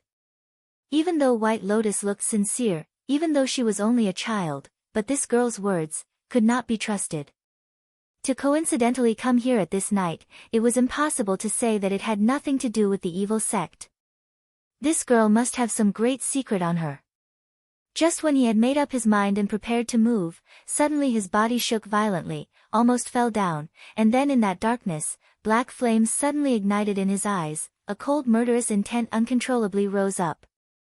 White Lotus almost instantly sensed this biting cold murderous intent. With a cold snort, took 2 steps back, facing Lu Chen with full vigilance. But Lu Chen did not make a move, instead with a trace of bewilderment turned his head, looked into the depths of the darkness. That was the depths of Kunlun Mountain, the legendary place where the sky and clouds were. Just now, he suddenly felt an extremely familiar aura coming from that direction, directly resonating with the black fire hidden in the deepest part of his body, causing the black fire in his body to instantly rise, almost unable to be suppressed. The black flames swayed in the distance in the dark forest, as if there was an extremely strong but from the same source, attracting this black flames. Between the sky and clouds, the winter peak was shrouded in fog. An incomparably powerful aura seeped out of the thick fog. A figure as huge as a mountain was faintly discernible in the fog. Gradually, a huge head approached the cliff on the winter peak. Its true appearance was gradually revealed from the dense fog. It was a huge dragon head, completely black, with long and tough dragon whiskers swaying in the wind, like 2 long black whips. Snow-white fangs faintly appeared in the dragon's mouth, emitting a cold glint. The most terrifying thing was that the pair of huge dragon eyes didn't have pupils. Instead, they were burning with a strange black flame. It looked like a demon that had suddenly leaped out from the netherworld. It slowly rose in front of the winter peak and appeared in front of everyone on the winter peak in a horrifying manner. The huge and frightening dragon eyes looked down from above. The place where it appeared was right behind True Lord Tianlan, and at that moment, the dragon's head could even be said to be right above True Lord Tianlan's head. As long as it lowered its head slightly, it could swallow True Lord Tianlan, who looked extremely small in comparison, in one gulp. However, True Lord Tianlan did not seem to be on guard at all. He still stood there calmly, his wide sleeves fluttering in the wind. At this moment, both he and the unimaginably terrifying dragon that had suddenly appeared were looking at the person on the snow-covered ground in front of them, Hakushin Jinkuan. Hakushin Jinkuan's expression suddenly changed the moment the black figure appeared. His usually calm face showed a rare expression of inconceivable astonishment. Then, all kinds of expressions intertwined on his face, complicated and incomprehensible. Even his body faintly trembled. It was not fear, but rage. He withdrew his gaze from the terrifying black dragon and stared at Tianlan. He gritted his teeth and said in a hoarse voice, How did you do it? How dare you do this?" True Lord Tianlan's expression did not change, and he looked calm as if he had always had a clear conscience. He turned a deaf ear to Hakushin Jinkuan's questions. The black dragon's head above his head swayed slightly, and a dull sound that sounded like it was tearing through the air sounded. It was as if the dragon's power was so powerful that even the slightest movement would cause a chain reaction. It was truly unimaginable how powerful the black dragon would be if it were to completely rage and attack. Upon seeing that Tianlan did not reply, Hakushin Jinkuan seemed to become even more furious. However, just as he was about to flare up again, something even stranger happened. The black dragon's head, which was high up in the sky, suddenly stretched forward. The black flames in the dragon's eyes burned as if they were reflecting Bai Chen's figure. Immediately after, the dragon's mouth opened, and a deep, thunderous voice suddenly came from the snowstorm. It was the black dragon speaking in human language. "He's smarter than you." Hakushin Jinkuan suddenly raised his head and looked at the black dragon with a pale face. Then, he laughed bitterly and said to True Lord Tianlan, "You're audacious, reckless, and rebellious. You've gone far beyond what Master and I warned you about back then. Now that things have come to this, you're actually arrogant enough to let this monster out. Aren't you afraid of being punished by the heavens?" When he said the last few words, Hakushin Jinkuan's voice was like thunder. Every word rumbled as if he wanted to shout angrily to wake up True Lord Tianlan in his eyes. However, Tianlan frowned slightly and said calmly, "This bewildering fog formation has already surrounded the sky. No matter how loudly you shout, it won't be heard." Hakushin Jinkuan's expression was solemn. Suddenly, his expression turned cold as he said, "I've lived for a long time and have enjoyed all kinds of honor and glory. It's nothing even if I die here today. But I just want to ask you one thing, junior brother. Why are you acting so recklessly without any regard for anything else?" He shook his head in pain and pointed at his chest. "Could it be that you've done so many things just to fight with me and kill me?" True Lord Tianlan's expression was as calm as water.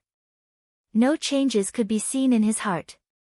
Even when Hakushin Jinkuan questioned him sternly, he did not reveal any expression of guilt, regret, or fear. He just stood there calmly and finally smiled. "Senior brother, you're old. You won't understand me," he said indifferently. "No one in this world will understand what I want to do. I don't expect you to understand me either. In life, a good man should do what he wants.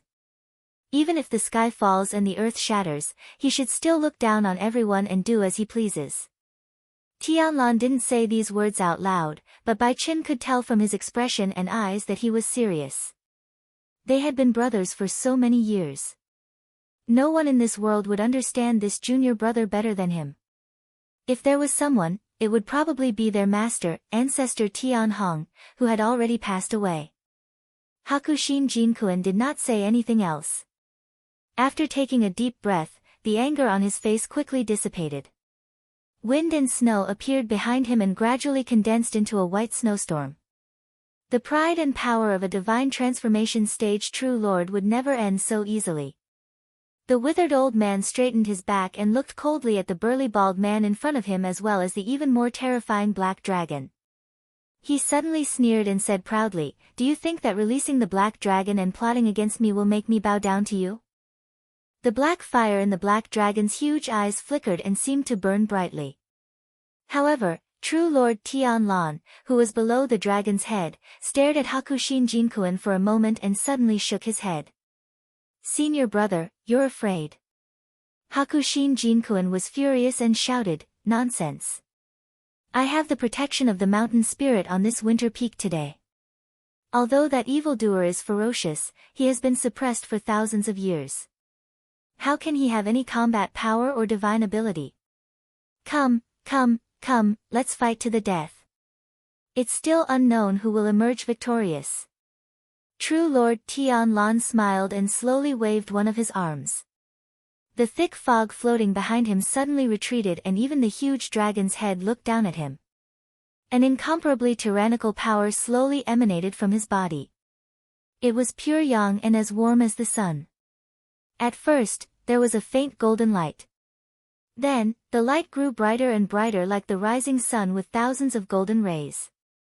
The endless wind and snow melted and retreated in front of this golden light. He was like a god in the golden light and a blazing yang qi gushed out, making it hard for people to look at him directly. Hakushin Jinkuin's expression changed drastically. His pupils constricted and he said bitterly, "Positive yang art. You've actually mastered it." In the golden light, a scorching yang qi rose, forming a sharp contrast with the icy wind and snow on Hakushin Jinkuin's side. Within the light, true Lord Tianlan's deep voice sounded indifferently. "Master has long said that I'm much more talented than you in terms of cultivation." Right after he said that, the golden light shone brightly and pounced towards Hakushin Jinkuin. Hakushin Jinkuin roared furiously and the wind and snow howled as well. The two perfected lords finally began their final battle in the deep fog of the night. Chapter 235. The light of the rising sun shone brightly. Everywhere it passed, not only did the ice and snow melt, even the rocks and soil under the white snow cracked. A brilliant aura seemed to carry a trace of a domineering aura that was above all things as it rushed over unstoppably. Looking at this golden pillar of light, Hakushin Jinkuin's expression was unusually grim. He took a step back and the surrounding snow and wind immediately stirred up, turning into a blizzard to meet it.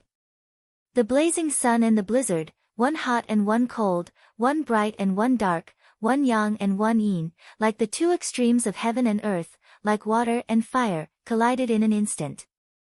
At the very beginning, the two completely different rays of light were locked in a stalemate in midair, constantly melting, dissolving, and constantly surging up.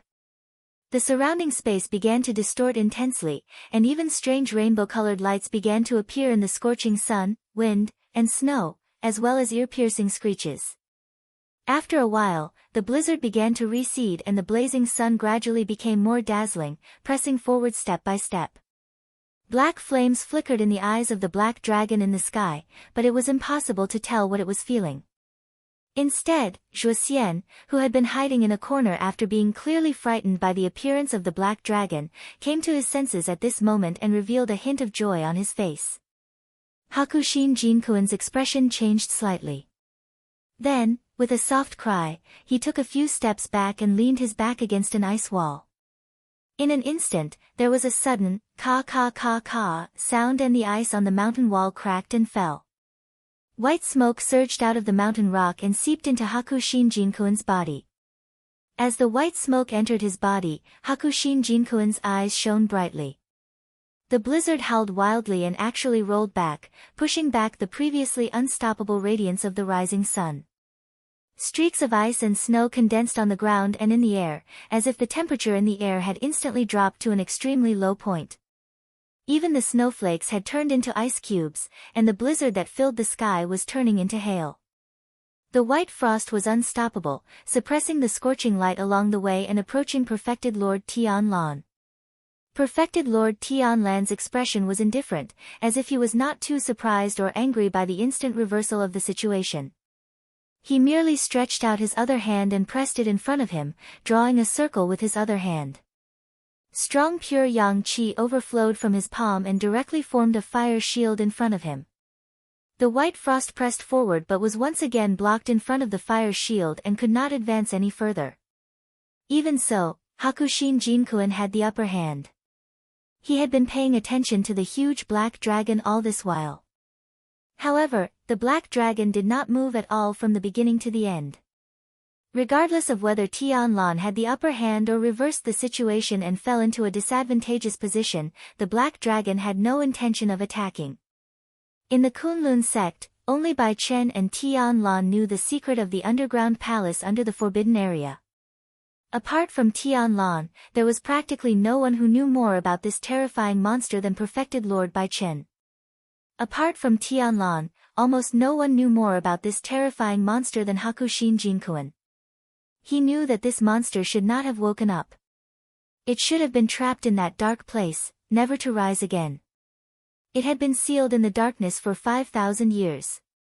Would it really be as terrifying as it was back then when it suddenly woke up? At least for now, it seemed that this black dragon was just an empty shell that only had the looks of it. Hakushin Jinkuin's spirits were lifted. If that was really the case, the situation that he originally thought was certain defeat and death today actually had a chance to turn around. Although junior brother Tianlan was indeed extremely powerful, attacking on this winter peak was his biggest mistake. He could even force the demonic dragon back into the underground palace after killing Tianlan.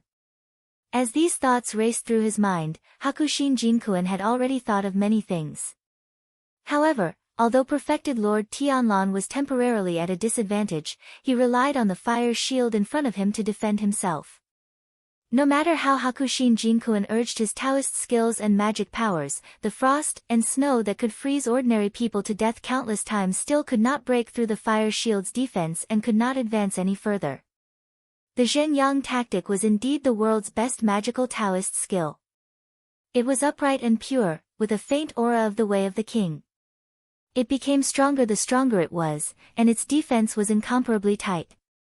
However, such an extraordinary magical skill was obtained by junior brother Tianlan.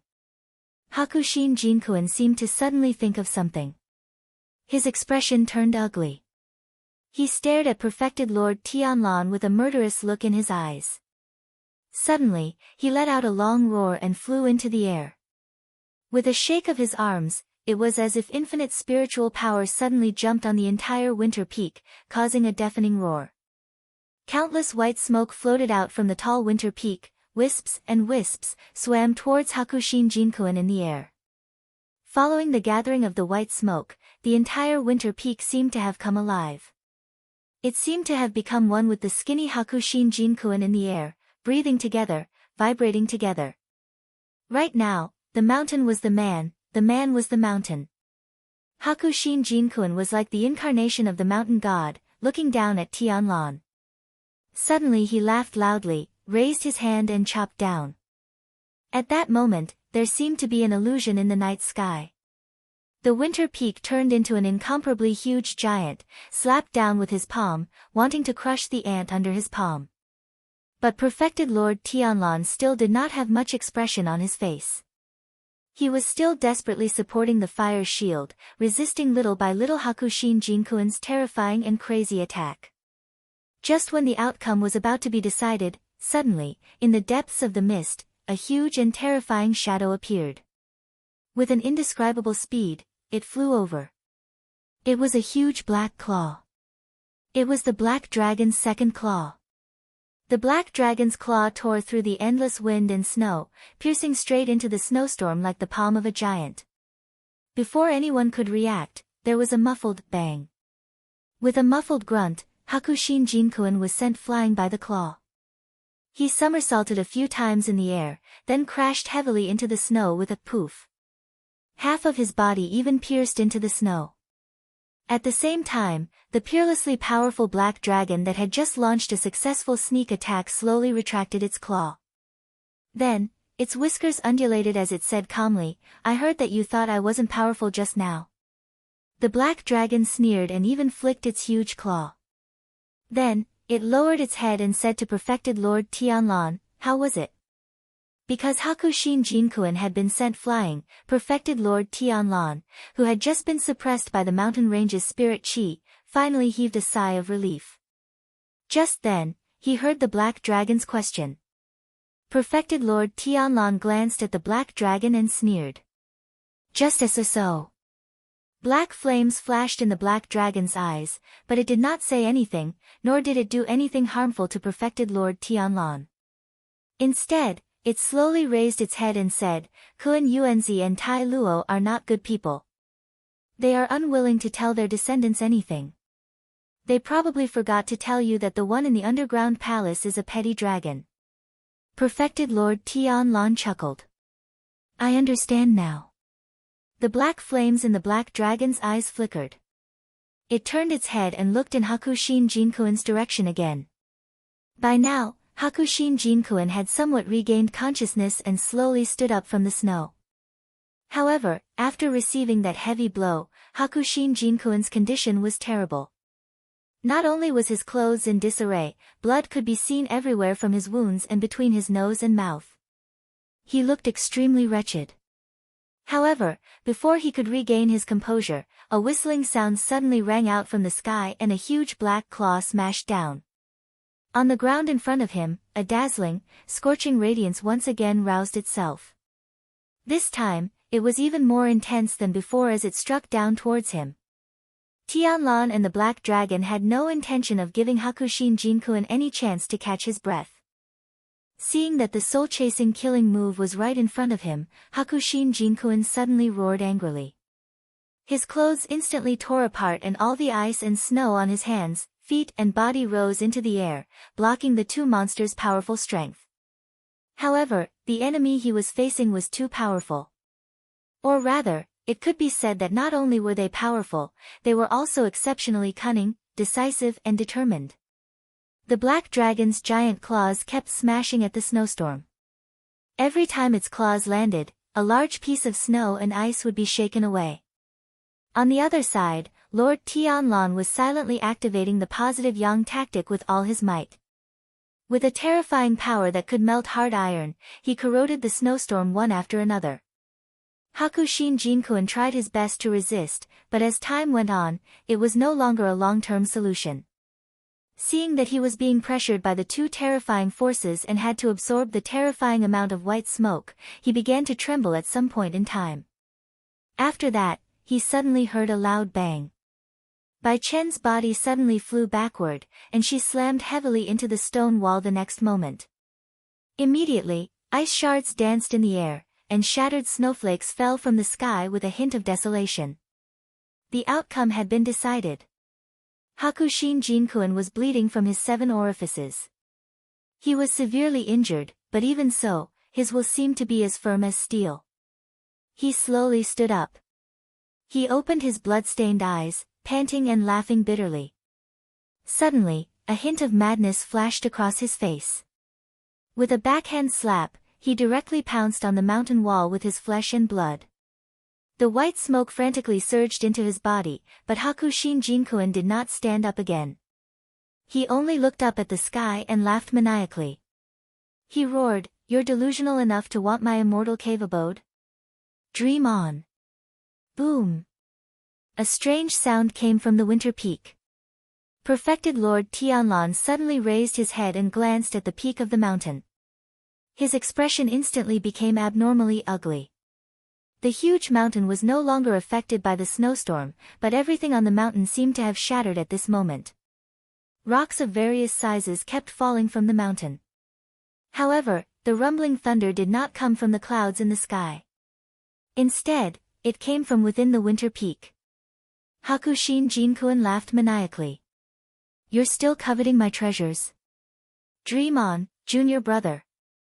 What I will give you is only a collapsed ruin." He roared furiously. All of a sudden, Bai Chen's entire body swelled up and kept expanding. When he reached a certain size, his flesh and blood suddenly exploded, turning into countless splatters of blood. At the same time, the entire winter peak shook violently. Immediately after, a large amount of dust rose into the sky. More and more rocks fell from the mountain. The ground began to crack, and the entire mountain began to collapse. One of the peerless peaks in the sky actually collapsed and fell to the ground today. Chapter 236.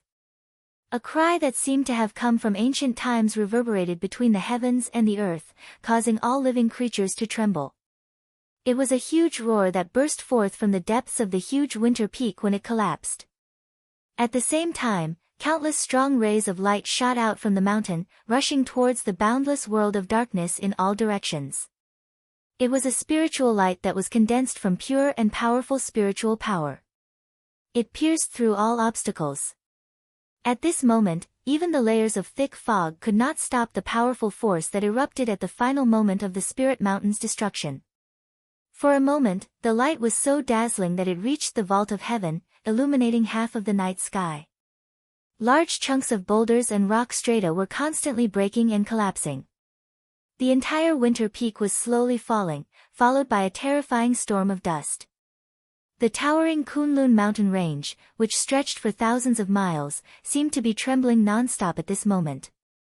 The earth also seemed to be wailing. After a moment, the collapse of the winter peak became faster and faster. The smoke and dust grew larger and higher. Just as the floating mountain was about to be completely submerged by the smoke and dust, dozens of dazzling spiritual lights suddenly converged into a scorching, dazzling, and huge pillar of light that flickered and shot straight into the sky. In an instant, the wind blew away the clouds, and the sky changed color. All the dark clouds retreated in front of this pillar of light. Countless gusts of wind and clouds turned into a huge whirlpool that spun rapidly in the air. Darkness and light intertwined, flashing with silver lightning that tore apart the night sky. Then, accompanied by an earth-shattering noise, a wave of light surged in all directions like a raging wave. All the dark clouds were scattered, and the wind and rain suddenly stopped. In the deep and gloomy night, in this originally stormy night, the wind and rain suddenly stopped. Then, a rare yet strangely enchanting scene appeared in the middle of the night. A bright moonlight sprinkled down from the vault of heaven. In the pitch-black night sky, a full moon hung above the 9 heavens.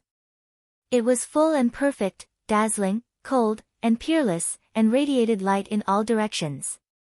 It was as if everything in this world had lost its color.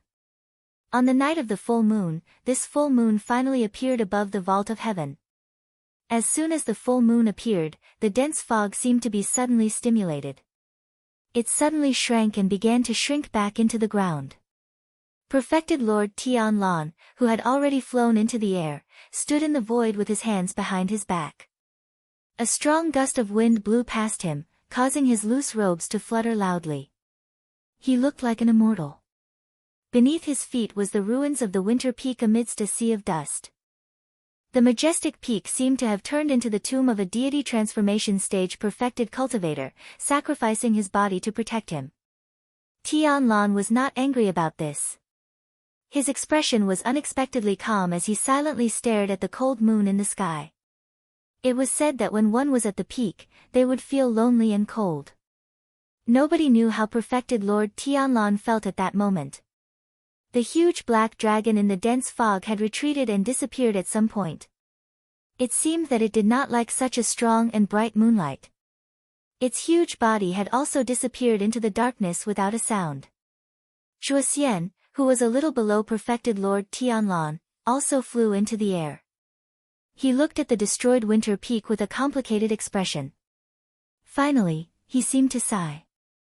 Then, with a respectful expression, he lowered his head slightly towards perfected Lord Tianlan and waited patiently. Just like how he had been patient when he was under perfected Lord Baichen all these years, he had shown sufficient sincerity and submission. In fact, he was even more patient than before. Because the situation was no longer the same as before. In Kunlun, there was no other deity transformation stage perfected cultivator who could compete with the one in front of him. That night, almost every place in Kunlun was shocked by this sudden scene. Everyone, whether they were insiders or not, was shaken to the core. When the earth began to shake, everyone was frightened. When the loud noise resounded through the heavens and earth, everyone felt that they were in danger. In the end, when the wind and rain suddenly stopped and the moonlight shone down, everyone was dumbfounded. In the Zhenyang Hall of Mount Tianquan, the 10 or so Yuanying perfected cultivators who stood at the peak of the human cultivation world were all standing in front of the windows and doorways with different emotions. They looked at the terrifying scene of the winter peak falling after the dense fog in the distance dispersed. No one said anything, or perhaps no one knew what to say or what to say. Since ancient times, it seemed that something that would never change had been destroyed in front of their eyes. Therefore, when the cold moonlight shone on them again and shone into the side hall, every Yuanying perfected cultivator seemed to feel a chill. Perfected Master Idle Month was dumbfounded. His face was filled with astonishment and horror. His usual calmness had completely vanished at this moment. Such an earth-shattering event was right in front of them. The mountain peak that symbolized the supreme power of Kunlun had suddenly collapsed in front of them. Who could remain calm? Suddenly, perfected Master Idle Month came to his senses. He immediately stood up and roared, "Quick! Let's go to the winter peak to save the people." There was a commotion in the hall. For a moment, nearly half of the nascent soul perfected masters took a step forward. But at this moment, Suddenly, there was a slightly cold, abnormally calm and even somewhat grim voice that reverberated in the side hall. "Wait!" Everyone was shocked. They turned around and saw that the person who spoke was Perfected Master Qian Dang, who was seated below Perfected Master Idle Month. In the midst of the chaos, this great Perfected Master, who held a high position in the Kunlun party, had unexpectedly returned to his seat. He sat steadily, calmly, as if he was an old tree that had taken root, not moving an inch. There was not the slightest trace of shock on his face at this moment. His face was calm as he slowly opened his mouth and said, "Senior brothers and junior brothers, I think we should start this small meeting. As for those who haven't arrived yet, there's no need to wait any longer." As soon as these words came out, the crowd suddenly burst into an uproar. Even though each and every one of the Yuanying Perfected Masters were well-mannered, their faces changed at this moment. They looked at Perfected Master Qian Dang in horror. "You!" Perfected Master Idle Month was filled with anger. He pointed at Perfected Master Qian Dang and was so angry that he couldn't speak for a moment. Even his fingers seemed to be trembling. At this time, someone beside him also came back to his senses and immediately rebuked Perfected Master Qian Dang for not seeing the big picture. Perfected Master Qian Dang didn't defend himself. He waited for the surrounding people to quiet down a little before he calmly said, "Martial Uncle Tianlan will be here in a while. When that time comes, it's up to you to decide what to do and what to do next." After saying this, he closed his eyes and no longer spoke. The surrounding hall instantly fell into a deathly silence. Perfected Master Idle Month's face was ashen. His body slightly trembled and a trace of despair finally appeared in his eyes. The cold moonlight sprinkled on the hall's floor, like frost and snow. The speed at which the weather changed was simply inconceivable on this night. A moment ago, it was still raining cats and dogs, and in the next moment, the clouds suddenly parted and the rain dispersed, revealing a bright moon hanging high in the sky. It truly caught one off guard. In the dense forest, from the darkness where one couldn't even see their own fingers in front of them to the sudden disappearance of the water flow and the sprinkling of moonlight, it only took a moment. In the moonlight, Lu Chen and White Lotus suddenly saw each other. They were both taken aback and took a step back. Lu Chen looked up and saw an unusually bright round moon hanging in the sky. He was extremely shocked, but what shocked him even more was that in the depths of Kunlun Mountain, the mysterious power that resonated with the black fire in his body had actually reached an unimaginable level of intensity. White Lotus suddenly cried out in alarm and took 2 steps back. Then she pointed at Lu Chen and said in surprise, You, what's wrong with your eyes? Why is there a black fire burning?" Lu Chen was shocked. This black fire was his most meticulously guarded secret. It could be said that in this world, other than the mute black dog, almost no one had seen or knew about this black fire. At this moment, under the stimulation and attraction of that strange power, he actually couldn't control the power in his body for a moment. The black fire surged up and suddenly appeared in his eyes. Revealing the black fire in his eyes, such a strange appearance, looked like a ghost. Obviously, it was not a supernatural power that could be possessed by the Kunlun party. At that moment, thoughts turned in Lu Chen's mind. The murderous intent on his body fluctuated silently. But at this moment, White Lotus's expression changed slightly. Suddenly, her body shook and she looked into the distance. She saw the huge change that seemed like the sky was falling and the earth was splitting. She saw the scene of the winter peak falling and collapsing. She seemed to be stunned for a moment. Then, she let out a scream and shouted, "Teacher!" Before her voice died away, her whole body shot out like lightning and rushed in the direction of the collapsed winter peak. Her body was so fast that after a few turns in the forest, she was about to disappear from his line of sight. When Lu Chen saw her body move, his face darkened. He subconsciously took a step forward, as if he wanted to make a move. At that moment, a cold wind suddenly blew in the forest. Drops of moisture and water splashed everywhere. A cold light flashed in the eyes of White Lotus, who was in the middle of running, and she seemed to look in his direction. A faint light was faintly discernible in the palm of her hand. In Lu Chen's eyes, the black fire burned fiercely. The moment the two of them brushed past each other, they both seemed to hold their breaths and did not move. It was as if they were overflowing with killing intent, but in the end, they slowly suppressed it. In that inexplicable moment, the two of them separated in the blink of an eye. White Lotus flew away and did not look back. Lu Chen watched the young girl's back disappear into the darkness of the night. Then, he slowly turned around and looked at the earth-shattering change under the bright moonlight in the distance. His expression was complicated. After an unknown amount of time, he raised his head to look at the bright moon in the horizon. Suddenly, he turned around and walked outside. There was a low sigh from his mouth, as if a question of doubt was left in this dark forest. Why didn't you come? Chapter 237. Kunlun Mountain. Outside the Fragrance Garden's guest room, Xian stood under the eaves, looking at the bright moon in the sky. Her pretty face was filled with astonishment, it could be said that she was dumbstruck. Not long ago, she was still looking at the heavy rain and wind outside, with some hidden bitterness in her heart. In the end, in the blink of an eye, the rain stopped and the dark clouds dispersed, revealing the bright moon hanging high in the sky. She had lived for more than 10 years and had never seen such a strange phenomenon. For a moment, she felt that her brain couldn't wrap around it.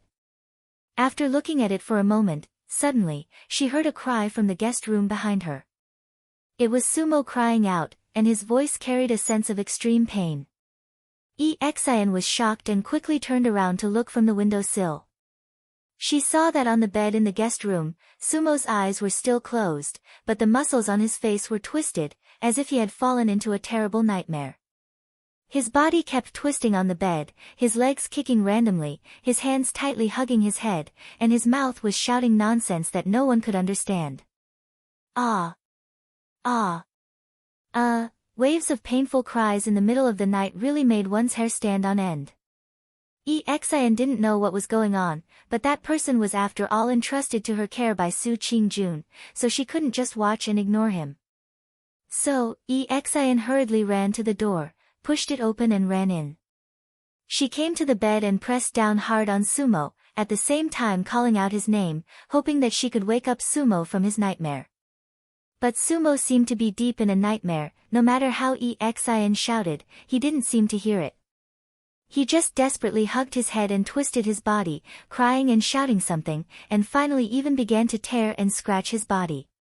Xian was shocked and quickly reached out to press down on Sumo's hand, but Sumo's strength seemed to be much stronger than usual in this kind of dream. There were a few times when Xian almost couldn't hold him down, but fortunately Sumo's consciousness wasn't clear, and he didn't deliberately hurt Xian.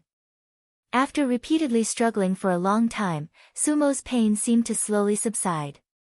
His cries then calmed down, and his expression seemed to be more comfortable, no longer twisted in pain.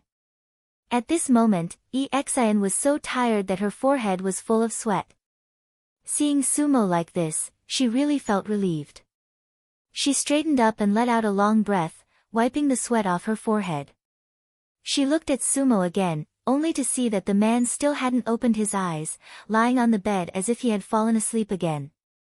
Xian unhappily curled her lips and muttered, "So troublesome." As she said that, she casually pulled the quilt over and covered him. She looked around again, and after feeling that there was nothing else, she walked out of the door and came to the corridor outside the house. Because of the sudden appearance of the bright moon, and on this full moon night, the moonlight was unusually bright, as if it was daytime, the night seemed to be even brighter than before. Xian looked at the moonlight, and then looked in the direction of the clouds in the sky. Her expression became a little worried, and she whispered to herself, "Such a big thing happened, even if Sister Su and the others are on the way back, they must have rushed to Dongfeng to help. Really, how could such a thing happen?" Pa! Just as she was talking to herself, a sudden crisp sound came from behind her, startling Xian. She turned around and saw that the two windows of the guest room seemed to have been blown shut by the wind. Xian frowned and snorted. Suddenly, she felt a little cold, but she didn't think too much about it. It was probably because the night was too cold. She stretched out her hand to tighten the lapels of her clothes, but she suddenly remembered that long ago in the land of confusion, when Lu Chen brought her and Atsu to travel through the barren mountains and wild rivers. A faint warmth flashed through her heart, and a trace of a smile appeared at the corner of her mouth. She smiled so sweetly, but she completely didn't notice that there was suddenly a shadow quietly surging up behind her, pouncing towards her back. A strange phenomenon suddenly occurred on Kunlun Mountain. The torrential rain instantly dissipated, and a bright moon appeared in the sky. Such a strange phenomenon did not only occur on the mountain. Even Kunwa city at the foot of the mountain was affected for a moment.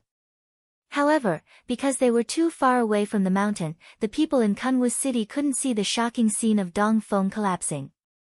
Even so, it was already shocking enough. The two people with the highest status among the demon cult of the three realms hiding in Kunwa city were undoubtedly Fan Tui and Chen He.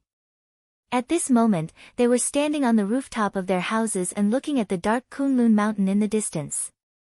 They had shocked expressions on their faces. Under the night sky, Kunlun mountain appeared unusually mysterious. Even though they couldn't see the scene of Dongfeng collapsing in the dense fog zone, the huge pillar of light that shot into the sky was still too eye-catching. It was impossible for them not to see it. Fan Tui muttered, "What exactly happened on this mountain? Why is there such a strange phenomenon?" Chen He shook his head and said, "I don't know. This is also the first time I've seen such a shocking phenomenon in my life." Fan Tui's expression suddenly changed. He said to Chen He, "Could it be that the mysterious brother in the Kunlun party has done something shocking?" Chen He was stunned for a moment. A strange expression appeared on his face. He wanted to deny it, but after thinking about it carefully, he didn't dare to deny it so recklessly. In the end, he could only let out a bitter laugh and said, "I really don't dare to make wild guesses about this. However, something big must have happened on the mountain that we don't know about." After a moment of silence, Fan Tui suddenly clasped his hands together and said, "Such a shocking phenomenon must be extraordinary. If a treasure has appeared, it must be a rare treasure or an ancient divine weapon. If someone has mastered a technique and displayed a strange phenomenon, it must be a divine technique or a divine weapon. No matter what, we can't ignore it. I'll immediately mobilize people to rush here and order our spies on the mountain to investigate and see what exactly happened to the Kunlun party." Chen He thought for a moment and said, "That's fine too." After saying that, he seemed to have sensed something and turned his head to look around. Under the night sky, he saw that on the roofs and walls of many houses in Kunwa city, there were some indistinct figures standing on high places. They were all looking in the direction of the Kunlun mountain range. Clearly, they were also alarmed by the strange phenomenon that had happened not long ago. In a place even further away from Kunwa city, on a nameless mountain peak in the wilderness, the long and narrow slope at the top of the mountain was littered with the corpses of demonic beasts. Blood flowed everywhere, and flesh was badly mutilated. It was a terrifying scene that resembled the purgatory of the underworld. At the highest point of the mountain peak, on top of a large rock, this most primitive, most barbaric, and most undisguised life and death battle, which was beyond the line of sight of humans, had also reached its final moment. The black dog had bitterly held on until the very last moment. It had blocked off all the greedy demonic beasts that coveted its flesh and blood. It had kicked and bitten to death every obstacle that blocked its path. When it finally reached the highest point of the mountain peak, the sky was raging with a storm. The moon on the night of the full moon that it had been looking forward to the most was nowhere to be seen. Fate was like an evil hand, tightly clutching the black dog's throat, making it unable to breathe, making it groan in pain, making it struggle madly, making it feel like success was within reach, but it seemed like it was about to fall short of success at the last moment. No one could endure such painful torture. It was the same for dogs. The black dog angrily and even madly roared at the pitch-black rain, but it was of no use. As the last of its strength gradually disappeared in the cold wind and rain, the two demonic beasts below, who had been waiting until the very last moment with terrifying patience and astonishing strength, finally began to slowly walk forward. The greedy aura could no longer be suppressed, and the sound of salivating could be heard. Atsu had lost all its strength, and even the blood on its body seemed to be about to run dry. It could only fall to the ground, no longer looking at the ferocious demonic beasts that were closing in on it.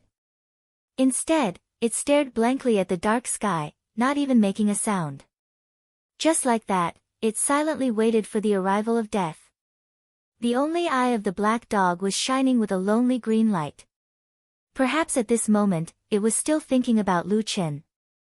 Perhaps it was still thinking about how wonderful it would be to be able to stay by his side. A scarlet tongue and gleaming fangs drew close to Atu with heavy panting.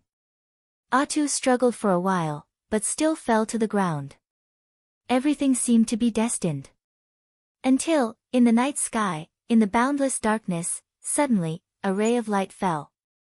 A ray of bright moonlight. The dark clouds dispersed, the wind and rain stopped, and the bright moon leaped out from behind the dark clouds, hanging high in the night sky. The cold and clear moonlight sprinkled down quietly. Whether it was Atsu or the ferocious demonic beasts, they all looked up at the sky in horror. But after a moment, suddenly, a dull and strange sound came from the black dog. It was a kind of crack sound, like the sound of bones rubbing against each other. Under the moonlight, it was so clear that it was a little scary. Atsu suddenly raised its head, and the green flame in its eyes gradually brightened. The greedy demonic beasts, who were close at hand, suddenly began to tremble slightly. They felt a strong aura that they had never felt before, suddenly emanating from the seemingly dying black dog in front of them. The cold night wind blew, and all things crawled. The black dog's body made strange sounds one after another, as if all the bones in its body had been broken, and then reconnected themselves. The aura was like that of a king, looking down on the world, with no one in his eyes. The black dog slowly stood up. The bright moon in the sky sprinkled a beam of light, shining right on its body, wrapping it in the moonlight, and shining spots of light rose up. All the wounds on its body suddenly began to heal at a speed visible to the naked eye. Its muscles bulged and contracted, and its body seemed to be expanding rapidly. In the blink of an eye, it had grown to the size of a lion or tiger. Atsu's spirit was quickly recovering, and it even glanced coldly at the two demonic beasts that retreated. With two wails, the demonic beasts fled, leaving behind a mess of blood on the ground. Atsu seemed to be disdainful, not caring at all.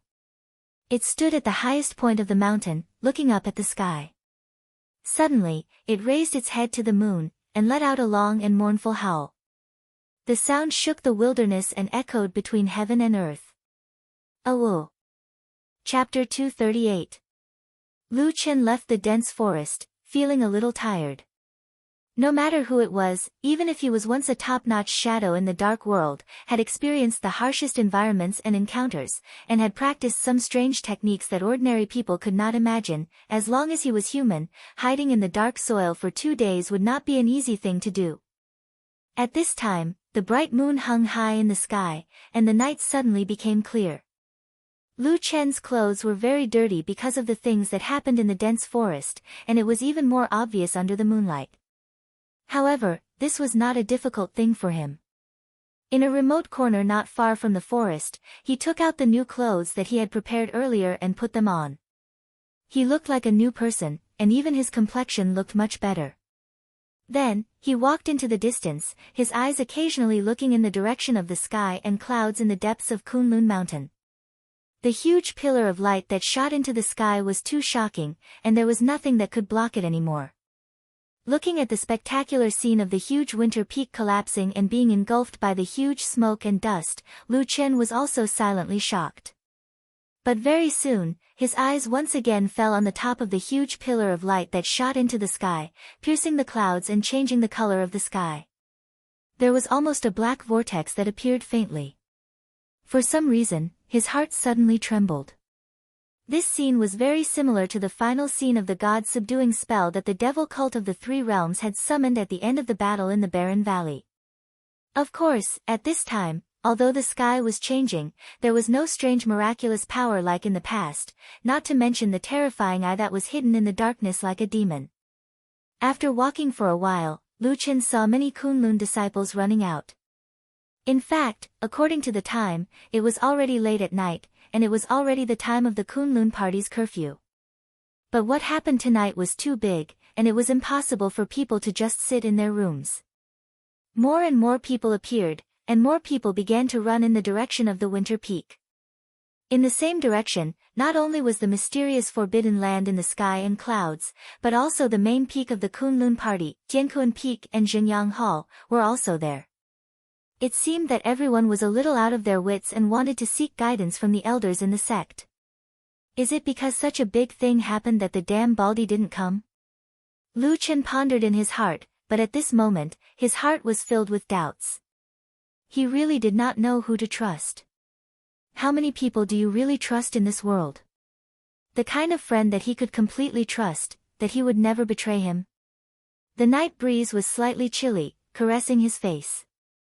Lu Chen's footsteps suddenly came to a halt. After a while, he sighed softly, a complicated expression on his face. It was also at this moment that the figure of a young girl suddenly appeared in his mind. It was Exan. Her smiling face seemed to be the most heartwarming thing in this cold world. Lu Chen smiled for no reason, and actually felt a little better.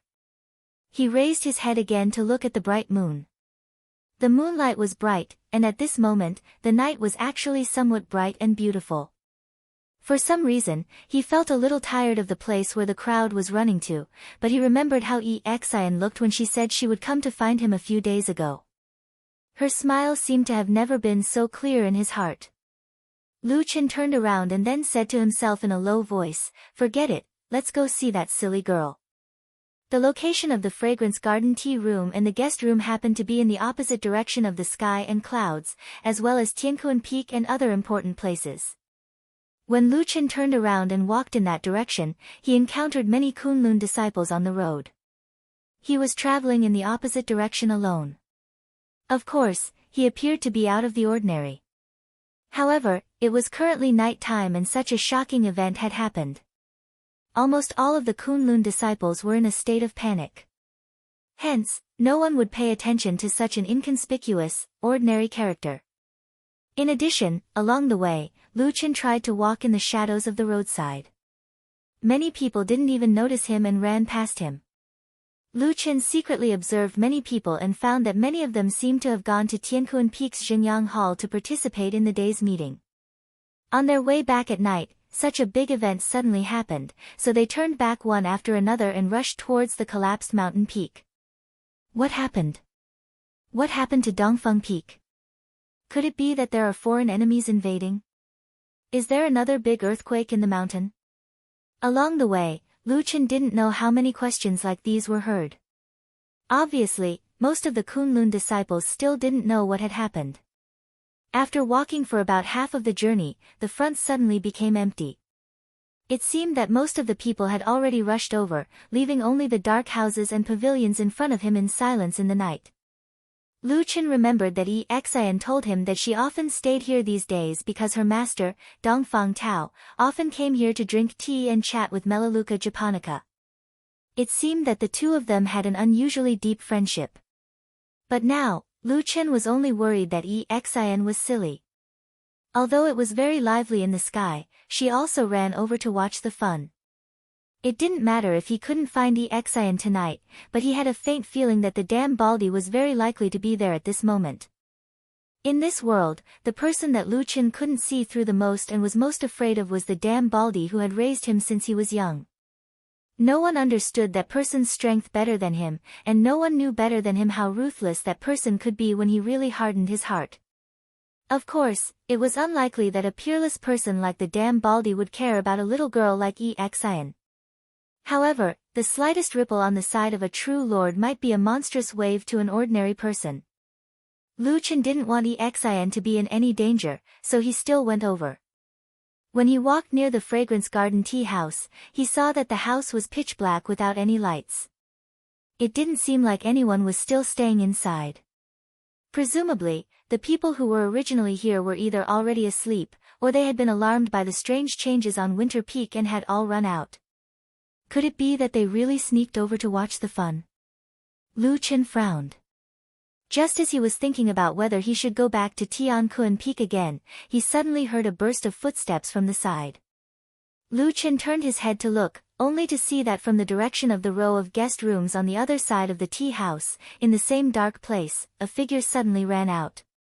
His footsteps were a little unsteady, but his speed was very fast. With the help of the bright moonlight that night, Lu Chen clearly saw that person's face and was suddenly startled. He saw that this person was actually Sumo, but his expression seemed to be very strange. The muscles on his face were constantly twisting and twitching, and his eyes were also strangely red and white. At the same time, there were all kinds of expressions of fear and dread on his face, as if he had seen the most terrifying thing in the world, and he couldn't stop gasping for breath. When he ran out, Sumo seemed to also see Lu Chen standing alone on the other side. His footsteps slightly paused, and a trace of murderous intent floated in his eyes.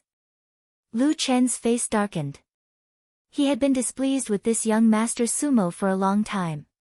If it wasn't for that woman, Su Qingjun, he was afraid that he would have already made a move on Sumo.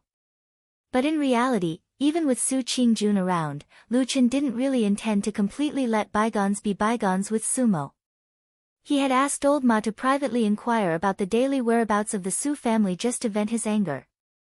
So in this cold and cheerless night, when there was no one around, when Sumo seemed to show hostility towards him, not only did Lu Chen not shrink back in fear, but his eyes lit up and he suddenly took a step forward. But just when he was about to move, Sumo seemed to suddenly feel Lu Chen's murderous intent. This time, he suddenly became terrified, and with a strange cry, he actually turned around and ran. Lu Chen was stunned. He didn't think that this guy would actually run away so straightforwardly. He didn't even care about the face of an aristocratic family's disciple. If it was in the past, it seemed that Sumo wouldn't do such a thing. There was some doubt in his heart, but Lu Chen quickly frowned. After Sumo ran past, he smelled a faint smell of blood. His gaze focused, and he looked at Sumo's back. He saw that there was indeed a bloodstain on the man's right hand. Sumo quickly ran far away. Moreover, looking at the direction he ran in, he didn't go to Heavenly Kun Peak or that lively place in the sky. Instead, he ran in the direction of going down the mountain. Could it be that this eccentric Su family's eldest young master is actually going back to his home in Kunwa City in the middle of the night? Lu Chen shook his head. After pondering for a moment, he finally gave up on the idea of tracking this person. Tonight was full of unusual phenomena, and a great change had taken place. There was no need to be anxious about such a small matter, so it was better not to complicate things. In the future, there would always be time to slowly find trouble with this guy. He turned around, ready to leave this place. Since Xian wasn't here, presumably, she also went to the sky in the sky to watch the fun. Needless to say, this kind of thing was indeed in line with Xian's temperament. Lu Chen could even imagine the very excited and impatient look on Xian's face when she called her friends. It was a little cute, but also a little stupid. He smiled and walked forward. The sound of his footsteps moving forward in the dark night fell in this bleak courtyard. The ground was still wet, and there were many drops of water dripping down. It was probably the result of the heavy downpour not long ago. He stepped over a puddle of water, and his body suddenly stopped. In the darkness, there was a cold night wind blowing. A faint smell of blood drifted along with the wind. Lu Chen turned around. His gaze was a little cold as he glanced around. Then, he slowly looked at the dark room on the other side of the guest room. There were several deep winding corridors and many dripping eaves. He silently stood where he was for a moment, and then he walked over. The moonlight shone on his body, elongating a dark shadow. Chapter 239. The sound of footsteps echoed in the quiet courtyard and corridors. There was a chill in the cold night that seemed to linger on, just like this world that was always covered in darkness. But fortunately, there would always be sunlight after the night. Although there were many darkness, there would always be warmth in life. Lu Chen subconsciously tightened his clothes. He did not know why, but his heart was beating faster. He did not know why he thought of Xian. It hadn't been a long time since he had first met this girl, but they had experienced a lot of things. There were many times when Lu Chen felt that Exian was a bit stupid. He was used to looking down at her and teasing her, joking with her. But now that he thought about it, Lu Chen suddenly realized that in these days, every time Exian smiled at him, the sky was bright and the air was warm. It was never him taking care of her. It had always been that young girl giving warmth to the lonely shadow that was struggling in the cold darkness. She had unknowingly pulled him out of the darkness slightly, letting him feel that little bit of warmth under the light. Perhaps it was not much, but it was precious. It was like a ray of light shining through the dark clouds. Although it was not strong, it was enough to illuminate the darkness. He slowly walked forward. Suddenly, he saw a black shadow lying on the ground in the corridor. It was a person lying on the ground, motionless. The night was too dark and the moonlight could not shine here. It was faint and blurry. Lu Chen could not see the person's face, but his heart suddenly beat faster. He felt that the figure was somewhat familiar. His mouth was dry. Was it nervousness or fear? Lu Chen did not know and did not have time to think about it. He held his breath and slowly walked over. Suddenly, he found that the smell of blood in the surroundings suddenly became stronger. It was coming from the person lying on the ground. An ominous premonition slammed into his heart, but perhaps his years as a shadow had long tempered his will into steel. As if he had lost the soft emotions of an ordinary person, Lu Chen did not scream or even lose his mind. He was like a cold and emotionless shadow as he slowly and cautiously squatted down beside the person and reached out to flip her over. When his hand touched that person's body, he suddenly felt a moist sensation on his hand. Immediately after, that person's body moved a little and suddenly raised his head. He looked at Lu Chen and called out, "Brother Lu." Lu Chen's body trembled. Looking at Exian's pale face, he suddenly felt his body relax, as if there was a heavy burden on his heart. He was even slightly absent-minded for a moment before bursting into laughter. Exian looked at him strangely and asked, "What are you laughing at?" Lu Chen's tears seemed to be coming out from his laughter. He waved his hand and said, "Nothing, nothing, I just want to laugh when I see you." Exian mumbled something, no one knew what she was saying. Lu Chen, on the other hand, let out a long sigh of relief. He felt that everything that had happened tonight was insignificant. He felt that the night was very beautiful, the moon was very round. Perhaps the world was not completely dark, he laughed to himself. Then when he looked down, he saw his palm. The hand that he used to push Exian's body. His smile suddenly froze on his face.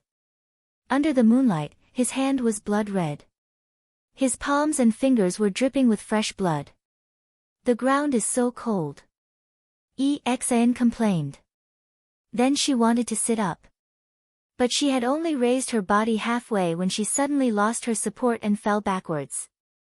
Lu Chen caught her and let Exian lean into his arms. He glanced at Exian's body. Her clothes were intact and there seemed to be no wounds. Then he looked at his own body. The clothes on his chest that she was leaning on were soaked with blood in just a short while. His face suddenly paled. He looked even paler than Exian's face. There was almost no blood.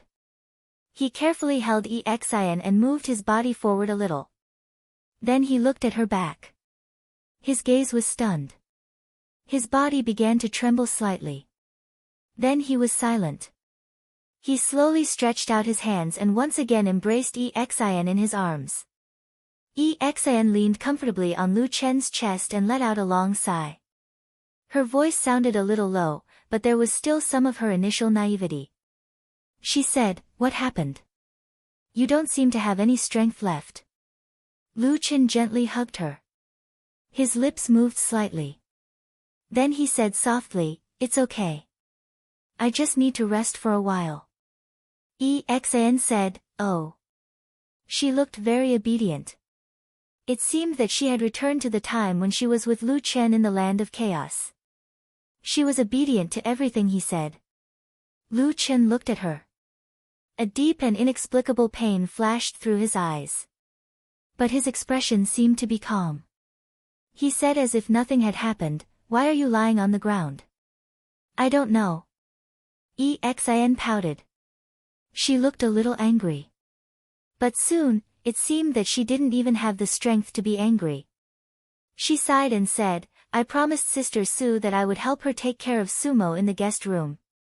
Sue, Mo. Lu Chen closed his eyes and slowly said these two words.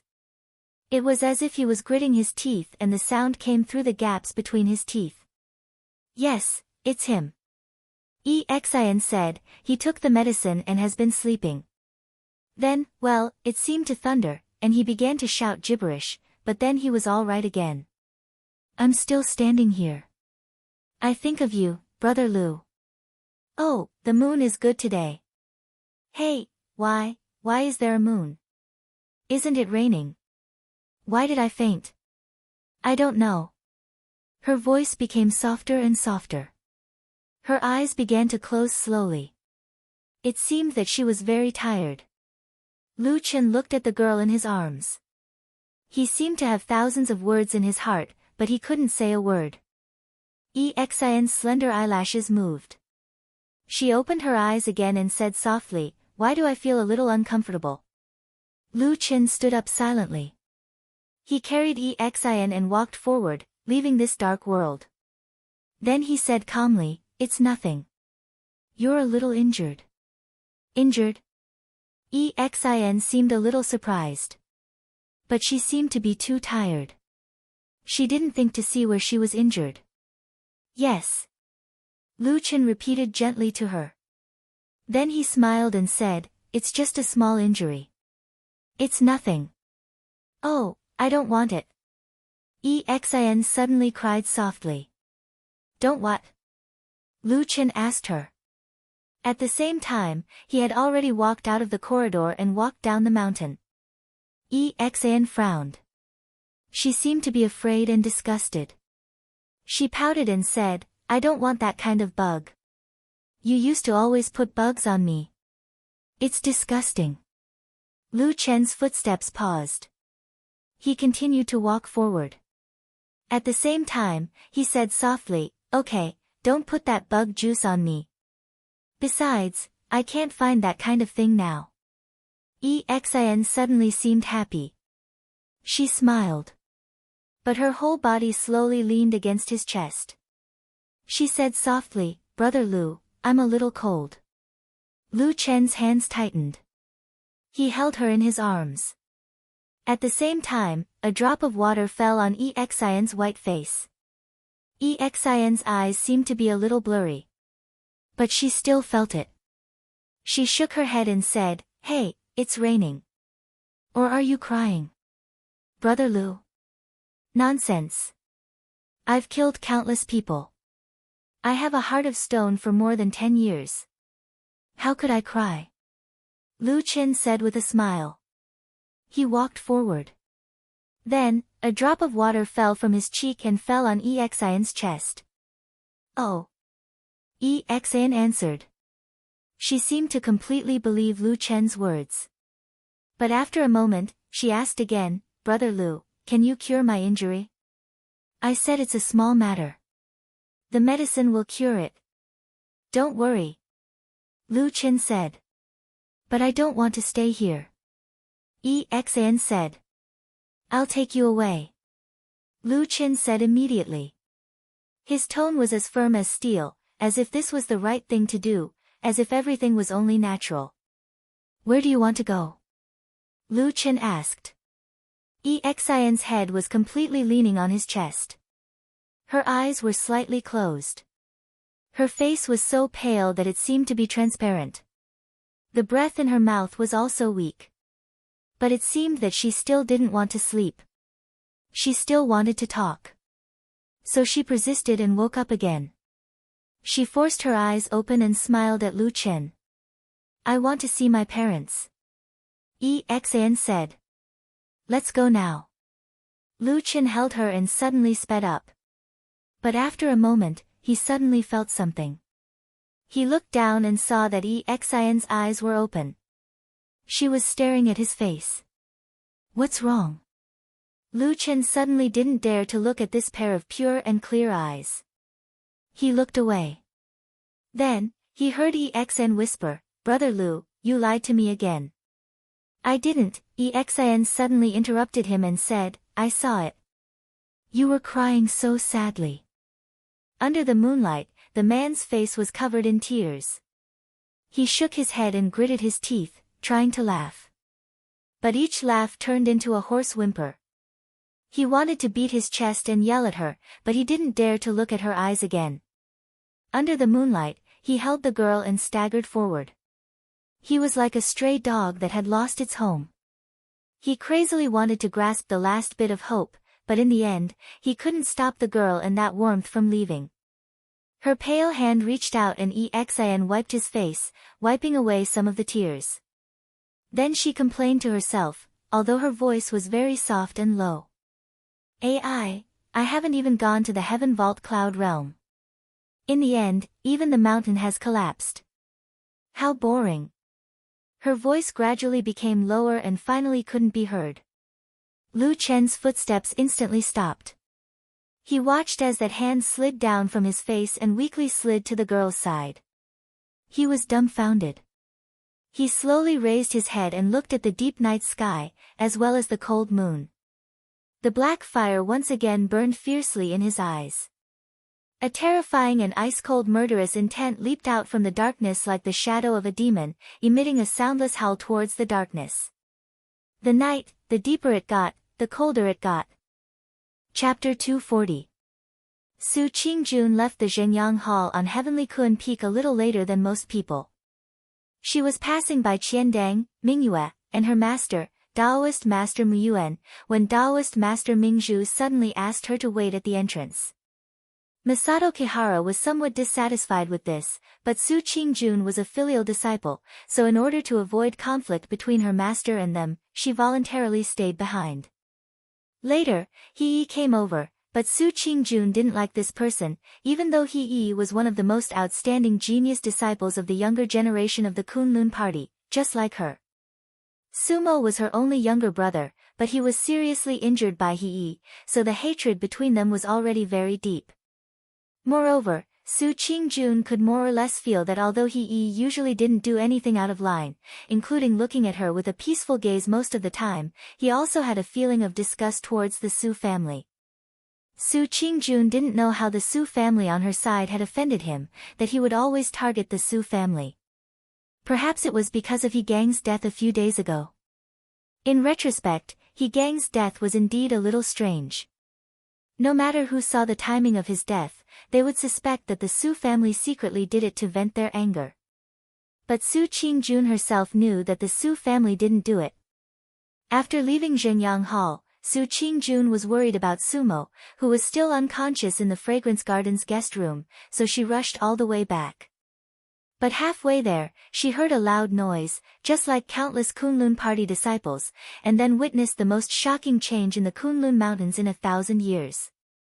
Strange peaks fell, the mountains collapsed, and a terrible and huge pillar of light soared into the sky. It was a scene of doomsday. The entire Kunlun mountain was in an uproar. Everyone in the Kunlun party was in a state of panic. Countless people rushed out of their houses and rushed over there. Su Qingjun was also in the crowd. At that moment, she was also shocked. Then, when she saw a large number of people rushing over, she involuntarily followed them into the sky. For such an earth-shattering phenomenon, something unimaginable must have happened. It might even be related to the survival of the entire Kunlun sect. Because it was the winter peak where Hakushin Jinkuan's Immortal's Cave was located among the clouds in the sky. What the hell happened?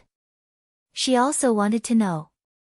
After returning to Tiankuan Peak's Zhenyang Hall with the flow of people in that direction, Su Qingjun soon found that things seemed to be more complicated than she thought.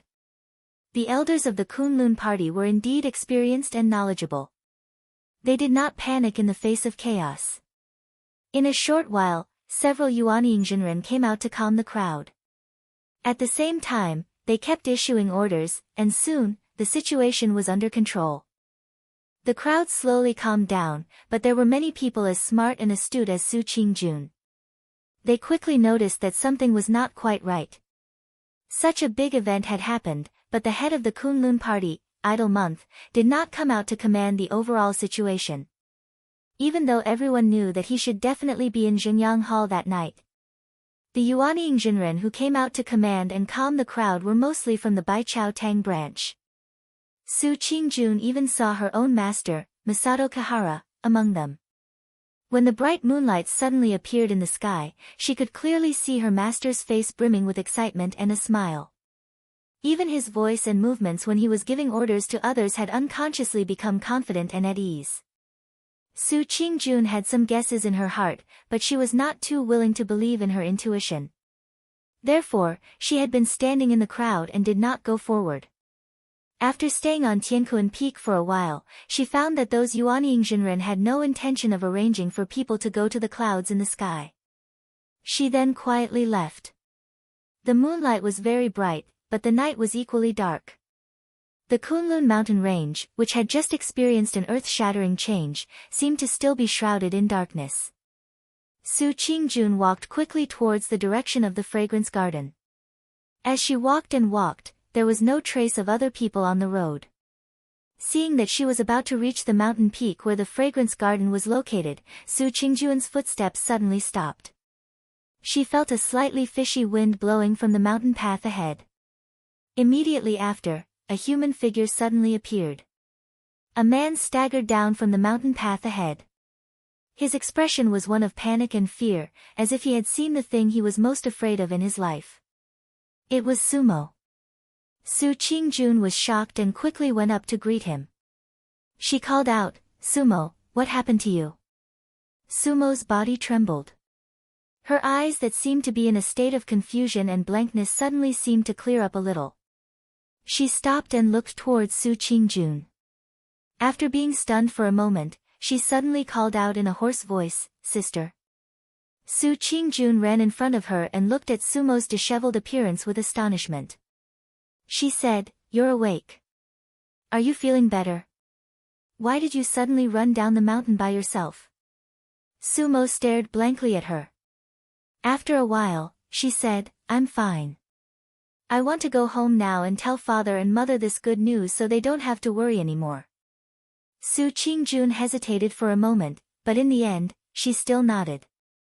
The Kunlun party couldn't be considered too peaceful tonight, so going to her home in Kunwu City could be considered a safe place. She immediately said in a soft voice, "That's fine too. You can go. I have to first thank the elders for saving you. I'll also go back to see you later." "Right, isn't EXN looking after you?" "She's now." Before she could finish speaking, she saw Sumo suddenly turn around and run away with large strides, looking as if he was very anxious. Su Qingjun's words were stuck in her mouth for a moment. Soon after, she frowned and looked at Sumo with some surprise. There was a bit of doubt in her eyes, but perhaps it was because she saw him running as if he was flying and seemed to be really well, so she relaxed. After standing in place and thinking for a moment, she decided to continue up the mountain. In any case, Dongfang Tao and Melaleuca Japonica, the two elders, had treated her younger brother, Sumo, so she had to thank them in person. Little sister Exin had helped her greatly, so she also had to go and thank them. In fact, it was reasonable to say that Sumo should also stay and thank them. However, since this good-for-nothing brat ran away by himself, she would have to complete these things herself. She sighed softly, shook her head, and walked up the mountain. The mountain path was undulating and curved, and the moonlight shone through the gaps between the branches of the forest, shining on her beautiful face. In the darkness of the night, there was a bit of coldness. After walking for an unknown amount of time, probably halfway up the mountain, Su Qingjun suddenly heard the sound of footsteps coming down from the mountain. The footsteps sounded especially heavy, and the sound paused, as if they were stepping on the bottom of her heart, drifting out in the darkness, trampling through the original silence of this place. Su Qingjun stopped in her tracks, a little surprised. As the footsteps approached, she saw the figure walking in front of her. Her eyes suddenly widened, and the surprise on her face instantly turned into inconceivable shock and fear. A person walked down the mountain path. To be exact, it was a person holding another person's body. With the help of the moonlight falling from the sky, Su Qingjun could clearly see that the man was Lu Chen, and the pale-faced woman he was tightly hugging, and the person who had one hand hanging limply by her side, was Xian. You! Xian! Su Qingjun exclaimed in surprise and ran over with quick steps. However, she just arrived before Xian when she smelled a strong smell of blood. Moreover, Xian's practically pale face and chest that had stopped rising and falling had already explained everything. Su Qingjun almost could not believe her own eyes. When she left this morning, Xian was clearly that lively young lady with a sweet smile. How did it become like this at night? What happened to her? Su Qingjun's eyes were misty, her voice trembling as she looked up at Lu Chen and asked. Then, her body suddenly shook, a shocked expression on her face, and subconsciously took a step back. The Lu Chen in front of her seemed to be completely different from the man in her memory. The warmth and cheerfulness he once had, and that smile that seemed to be there forever, had all disappeared. Right now, Lu Chen's face was solemn, expressionless, looking like it was carved out of stone, cold and full of killing intent. Lu Chen's eyes were perhaps the only part of his face that still had some liveliness, but for some reason, Su Qingjun felt that she might be seeing things, because she seemed to see flames from that pair of eyes, and what's more, that fire was actually black. Just like this boundless, deep night. She's dead. Lu Chen's voice sounded emotionless, so cold as if he was talking about something that had nothing to do with him. Su Qingjun shook her head in disbelief, did not even have the time to care about the strange look in Lu Chen's eyes. Her eyes once again fell on Xian's face, said in a low voice, why is it like this? Aren't you helping me look after Sumo? When I saw him just now, he was still fine. Why would you suddenly? You saw Sumo? Lu Chen suddenly asked. That voice sounded a bit cold, like the cold wind in this night, blowing coldly. Su Qingjun looked at Xian, her mouth half open, her face sorrowful, as if she still could not immediately accept this reality, nodded subconsciously, said, yes, just now, at the foot of the mountain. Where did he go? Su Qingjun said, he said he wanted to go home first, so I let him go, said I wanted to come over to thank Xian and her master, and we'll go back later. Lu Chen suddenly stepped forward, and Su Qingjun was startled, hurriedly stopped him, said, where are you going? What is going on with Xian? Lu Chen suddenly turned his head, coldly looked at her. In that pair of eyes, there seemed to be a ghost fire flickering, the dark flames suddenly flourished, an icy bone-piercing chill seemed to hit her in the face. Su Qingjun's whole body turned cold, her heart greatly alarmed, retreating 2 steps back. At that moment, she actually felt so clearly, that terrifying killing intent directly enveloped her body. Chapter 241. That killing intent was so dense that it was almost tangible, like an ice-cold blade piercing through the air. Moreover, it faintly carried a primitive, ancient, and even barbaric aura of killing intent that Su Qingjun had never seen before. That was an undisguised killing intent. Su Qingjun's face was slightly pale, and one of her hands even subconsciously reached out to grab the treasured sword that she was wearing. However, although Lu Chen's eyes were cold and filled with killing intent, he did not make any further movements. Instead, when he saw Su Qingjun take 2 steps back to make way for the mountain path, he silently carried Xian and quickly walked down the mountain. When he walked past Su Qingjun, perhaps it was an illusion, but Su Qingjun seemed to feel that behind this man's terrifying killing intent, his footsteps seemed to slightly pause, like a small ripple suddenly appearing in a pool of stagnant water. The night was deep, the night wind was cold, and behind him was a long shadow of darkness. The moonlight was mostly blocked by the shade of the trees, and in the end, his face could not be seen. He stood in the darkness. He walked in the shadows. This cold and lonely night was ice cold, and the only place that had a bit of warmth was beside him. It was that woman. In the midst of confusion and shock, there was still some concern in her clear eyes. He still remembered, her hands were soft, and she once hugged him so warmly. In the darkness, it was too cold and lonely, and he really did not want it to be like this. But at that moment, he suddenly thought of Ding Dang, the girl who was buried in a lonely grave. Then, there was an even more cheerful and lively girl who was as warm as the sun in the sky. Now, she was lying in the crook of his arms, her body slowly cooling down. They all laughed and cried by his side, like sunlight shining into the darkness, like a rainbow falling into his heart. They were the only warm colors in his dark life, and then they all silently left. His heart turned cold, like frost and iron, cutting off the warmth that was so close to him. Even if there was a moment where he wanted to grab onto that last bit of warmth, he would not be able to do so. So he didn't turn around, didn't speak, didn't look at her, he didn't do anything. This man was like a proud and aloof wolf cruising in the wilderness, facing the wind and snow, abandoning the warmth he longed for, striding into the distance of the deep night, letting the shadow of darkness completely engulf him. Without looking back, he walked further and further away from the woman behind him. Su Qingjun stood there in a daze, watching Lu Chen walk away with Xian's body in his arms until he disappeared into the darkness. His figure could no longer be seen. Her mind was in a mess, and she couldn't figure out what was going on. On the night of the full moon, too many strange things happened in the mountains of Kunlun. Everything seemed to be wrong and different from before. Her heart was in a mess, and she didn't know why she always had a feeling of fear. She seemed to have thought of something, but that cold feeling that made her tremble made her almost instinctively want to give up thinking. Su Qingjun closed her eyes, standing on this deserted mountain path. She suddenly took a deep breath. She gritted her teeth, clenched her fists, frowned her beautiful and delicate brows, quietly recalling, thinking.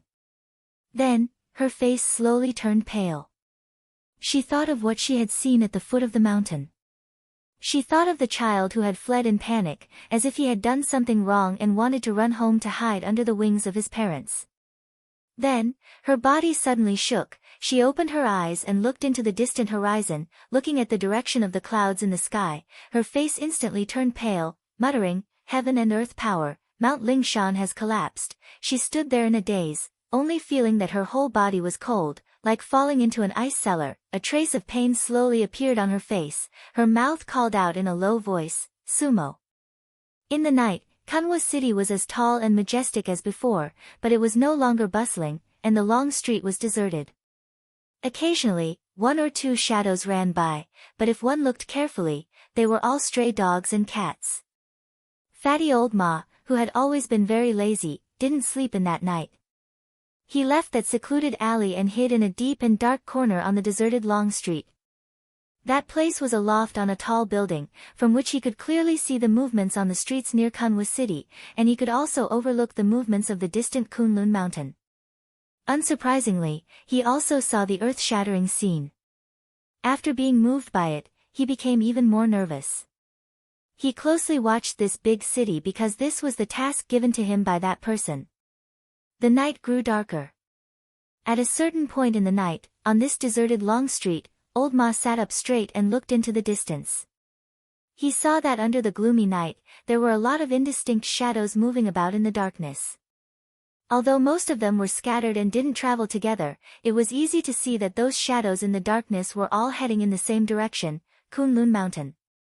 Presumably, what happened on the mountain tonight had finally alarmed all the demons and monsters hiding in the darkness. Hiding in the darkness, Old Ma sneered with contempt in his eyes. But at this moment, he suddenly saw a figure staggering over from a distance.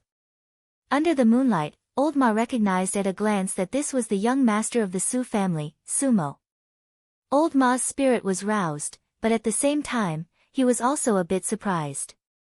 This person was named by Lu Chen for him to pay attention to and investigate. At this moment, this person appeared on the long street in the middle of the night with a panicked expression and unsteady footsteps. Obviously, something had happened. He hesitated for a moment, but in the end, he still didn't plan to make a move. He just watched as Sumo ran down the long street. And looking at the direction he was running in, he should be heading towards the Su family. Monitoring the movements in this city and a mere Sumo, Old Ma naturally knew the importance of this. But in his heart, he was also a bit bewildered. He didn't know what had happened to this person called Sumo. Just now, looking at his expression, it was as if he had really seen a ghost. It seemed that he was really quite frightened. After thinking like this for a long time without any results, Old Ma's gaze once again swept across the long street. Suddenly, his body shook and he suddenly stood up. On the long street, a man walked over. It was impressively Lu Chen. The cold night wind blew coldly through the long street. That man walked out from the darkness. He carried the body of a woman and looked ahead. The darkness around him rolled and surged, like a roaring demon, like a roaring demon. The clear and cold moonlight shone on the long street, but could not illuminate his figure.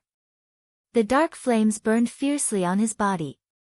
It was as if after a long period of imprisonment, he had finally thrown off the suppression. On this day, on this night, he wildly and wantonly burned. Every part of his skin was attached to the black flames. The flames danced wildly in the wind, but did not damage his flesh, skin, or the clothes on his body in the slightest. The night seemed to freeze. All the creatures on this long street suddenly became silent. What remained was only a strong killing intent that had never been seen before. Like a tide, like an angry wave, surging and surging, like a monstrous wave, it followed that man's figure and surged forward. The blood drained from Old Ma's face, his eyes filled with fear. He looked in shock at Lu Chen and the strange black flames on his body. After hesitating again and again, he suddenly clenched his teeth, a determined expression on his face. He leapt out from the attic and ran in front of Lu Chen. With a low roar, he stretched out his hands to stop him. "Have you gone mad?" Old Ma roared loudly, wanting to wake Lu Chen. But after a moment, his gaze fell on the face of the woman in Lu Chen's arms. Looking at that familiar and pale face, as well as the aura of death that he could not be more familiar with, Old Ma's face also paled. The corners of his eyes twitched and he said in a low voice, "Damn it." Lu Chen glanced at him but did not say anything. He did not even stop and continued to walk forward. At the same time, he expressionlessly said, "Get out of my way." Old Ma was intimidated by his imposing manner. For a moment, he subconsciously retreated to one side and then followed beside Lu Chen. With an anxious face, he advised, "Lu Chen, don't go crazy. Listen to me, I don't know how many spies of the devil cult are in this city right now.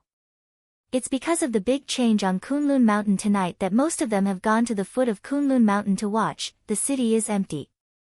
Listen to me, stop now and come with me. It's still not too late."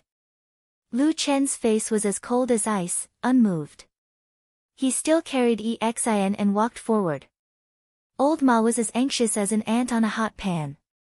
But he did not dare to approach Lu Chen. The terrible black fire burning around him made his hair stand on end. Suddenly, Old Ma seemed to think of something and said, "Are you going to kill Sumo?" For the first time, Lu Chen's countenance changed slightly. He glanced at Old Ma. Old Ma immediately said, "I just saw him running over. He should be going back to the Su family." Lu Chen nodded and took another step forward. A footprint instantly appeared on the ground of the long street. The dark aura suddenly rose and danced wildly behind him, drowning the entire street. And the direction in which the sea of darkness was flowing was towards the Su mansion in the distance. Old Ma was so frightened that he jumped a few steps forward. He tried to stay as far away from the terrible darkness as possible.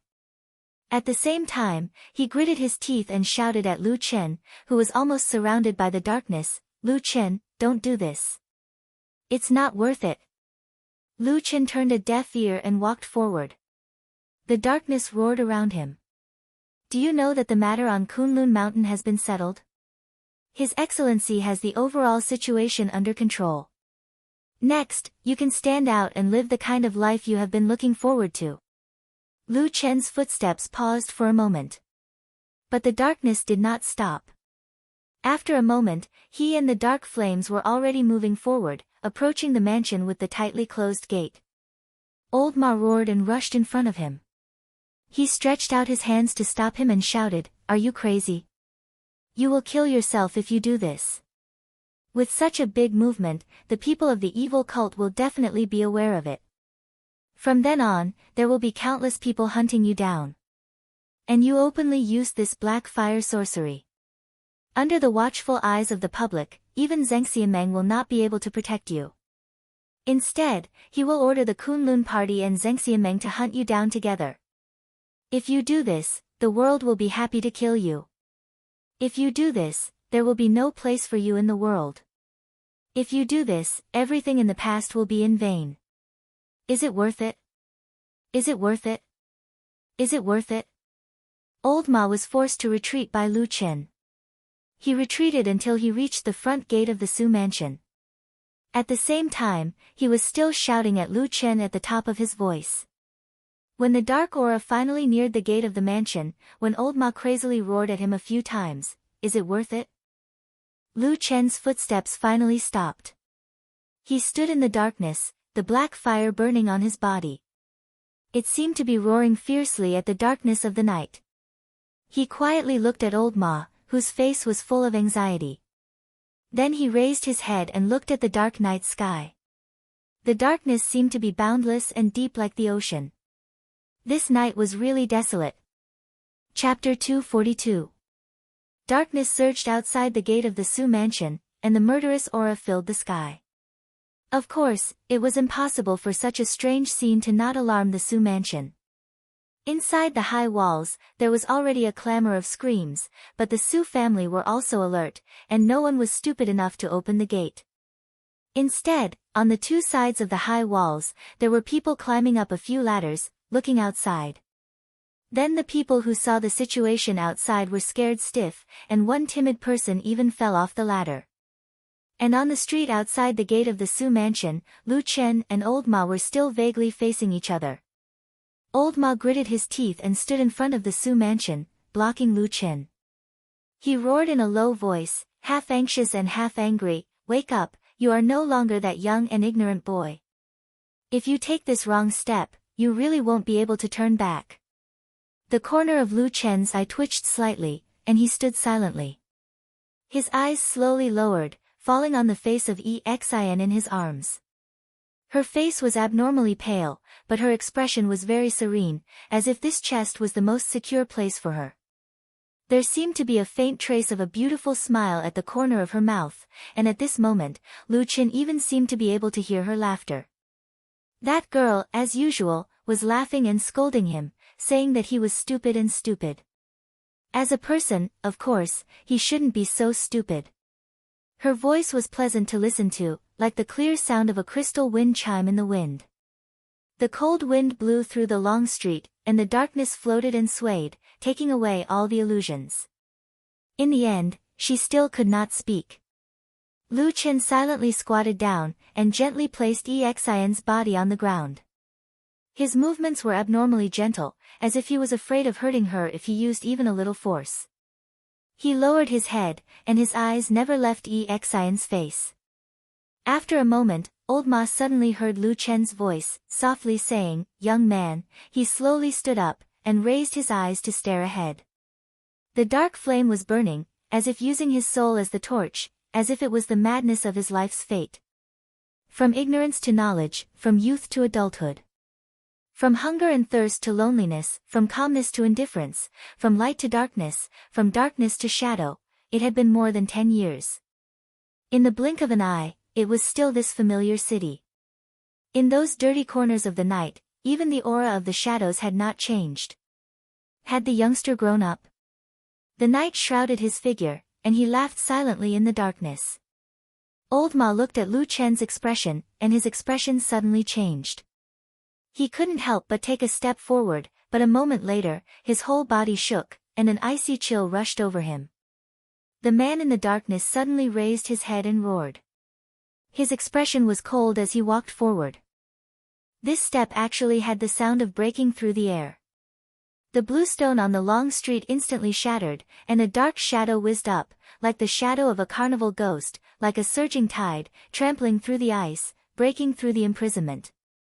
Just as I am not a teenager, and you are forever young. Let this long night bloom for you, the flower of darkness that will never wither.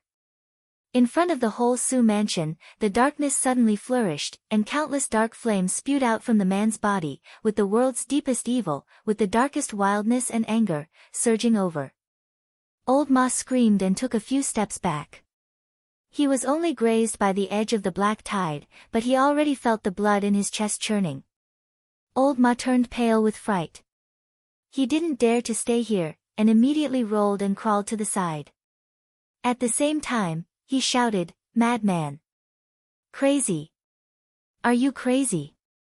The tide of darkness surrounded Lu Chen and came to the closed door of the Su mansion. Like a storm, like a huge wave, the black tide suddenly rushed down. At that moment, the world was silent, and the night was bleak. The heart of a young man, although old, is still there. A real man, even if he dies, will not regret. Boom! With a loud noise, the surrounding land and high walls all shook, and the cracking sound came thrillingly in the dark night. Under the rolling of the black tide, the thick doors suddenly collapsed, directly exploding inward, turning into countless fragments that scattered in all directions, revealing a naked big hole. The dark tide was boiling, as if it had reached an extreme carnival. It suddenly danced, wrapped up all the light and darkness, and then followed the determined and angry figure, striding forward. Stepping into the door. There was a moment of silence in the Su mansion, and then there was a commotion. Screams and screams came from behind, and as far as the eye could see, there were at least a dozen people with sharp blades rushing over. Lu Chen strode forward, his face expressionless. The black tide rushed past him as if it was real. In a moment, the sharp screams tore through the night. The three Su family people who rushed over already had a bloody hole in their chest, and blood gushed out like a fountain, smearing the first trace of blood on this dark night. Lu Chen's footsteps paused slightly, and a strange black aura flitted across his face. It was a familiar ice-cold feeling. Once again, it was plundered from those lifeless corpses into his body, rushing through his meridians and merging into the dark five elements divine disk. The black fire became hotter and hotter, the black tide swayed wildly, like an unbearably hungry demon, but also like a hysterical laughter towards the world. That roar seemed to come from the nine serene hell, terrifying and terrifying. But Lu Chen did not seem to hear it, and went straight forward, killing people in his way, and breaking down trees and walls. Those ordinary guards and servants were no match for him, and almost all died in an instant under his hands. Lu Chen also turned a blind eye to the maids and servants who were running in all directions in the distance and didn't attack him. His eyes, which flickered with black flames, swept over the mansion shrouded in darkness, and then he looked at a place he had been to before, the small courtyard that belonged to Sumo. He sneered coldly in the darkness and strode forward. Behind him, old Ma was lying on his stomach in front of the messy gate of the Su mansion. His face was ashen, and his expression was dejected. Looking at the blood on the ground and the dark figure who was slaughtering people, he let out a long sigh and said, "It's over, it's over." In the quiet night sky, a ray of light streaked across the dark sky, rushing towards Kunwa City like a gust of wind and a bolt of lightning. Under the dim light of the night, the raging black flame soared into the sky, and the murderous aura shook the surroundings. For a moment, it also startled countless phantoms in the darkness. It was unknown how many people in the deep darkness suddenly turned their heads. And it was unknown how much deep hatred was reignited in the darkness of the night. The darkness hibernating under the blue dome of heaven and the black shadows under the high mountain began to turn their heads one after another. Even in the fog in the deepest part of Kunlun Mountain, a black shadow as huge as a mountain suddenly moved.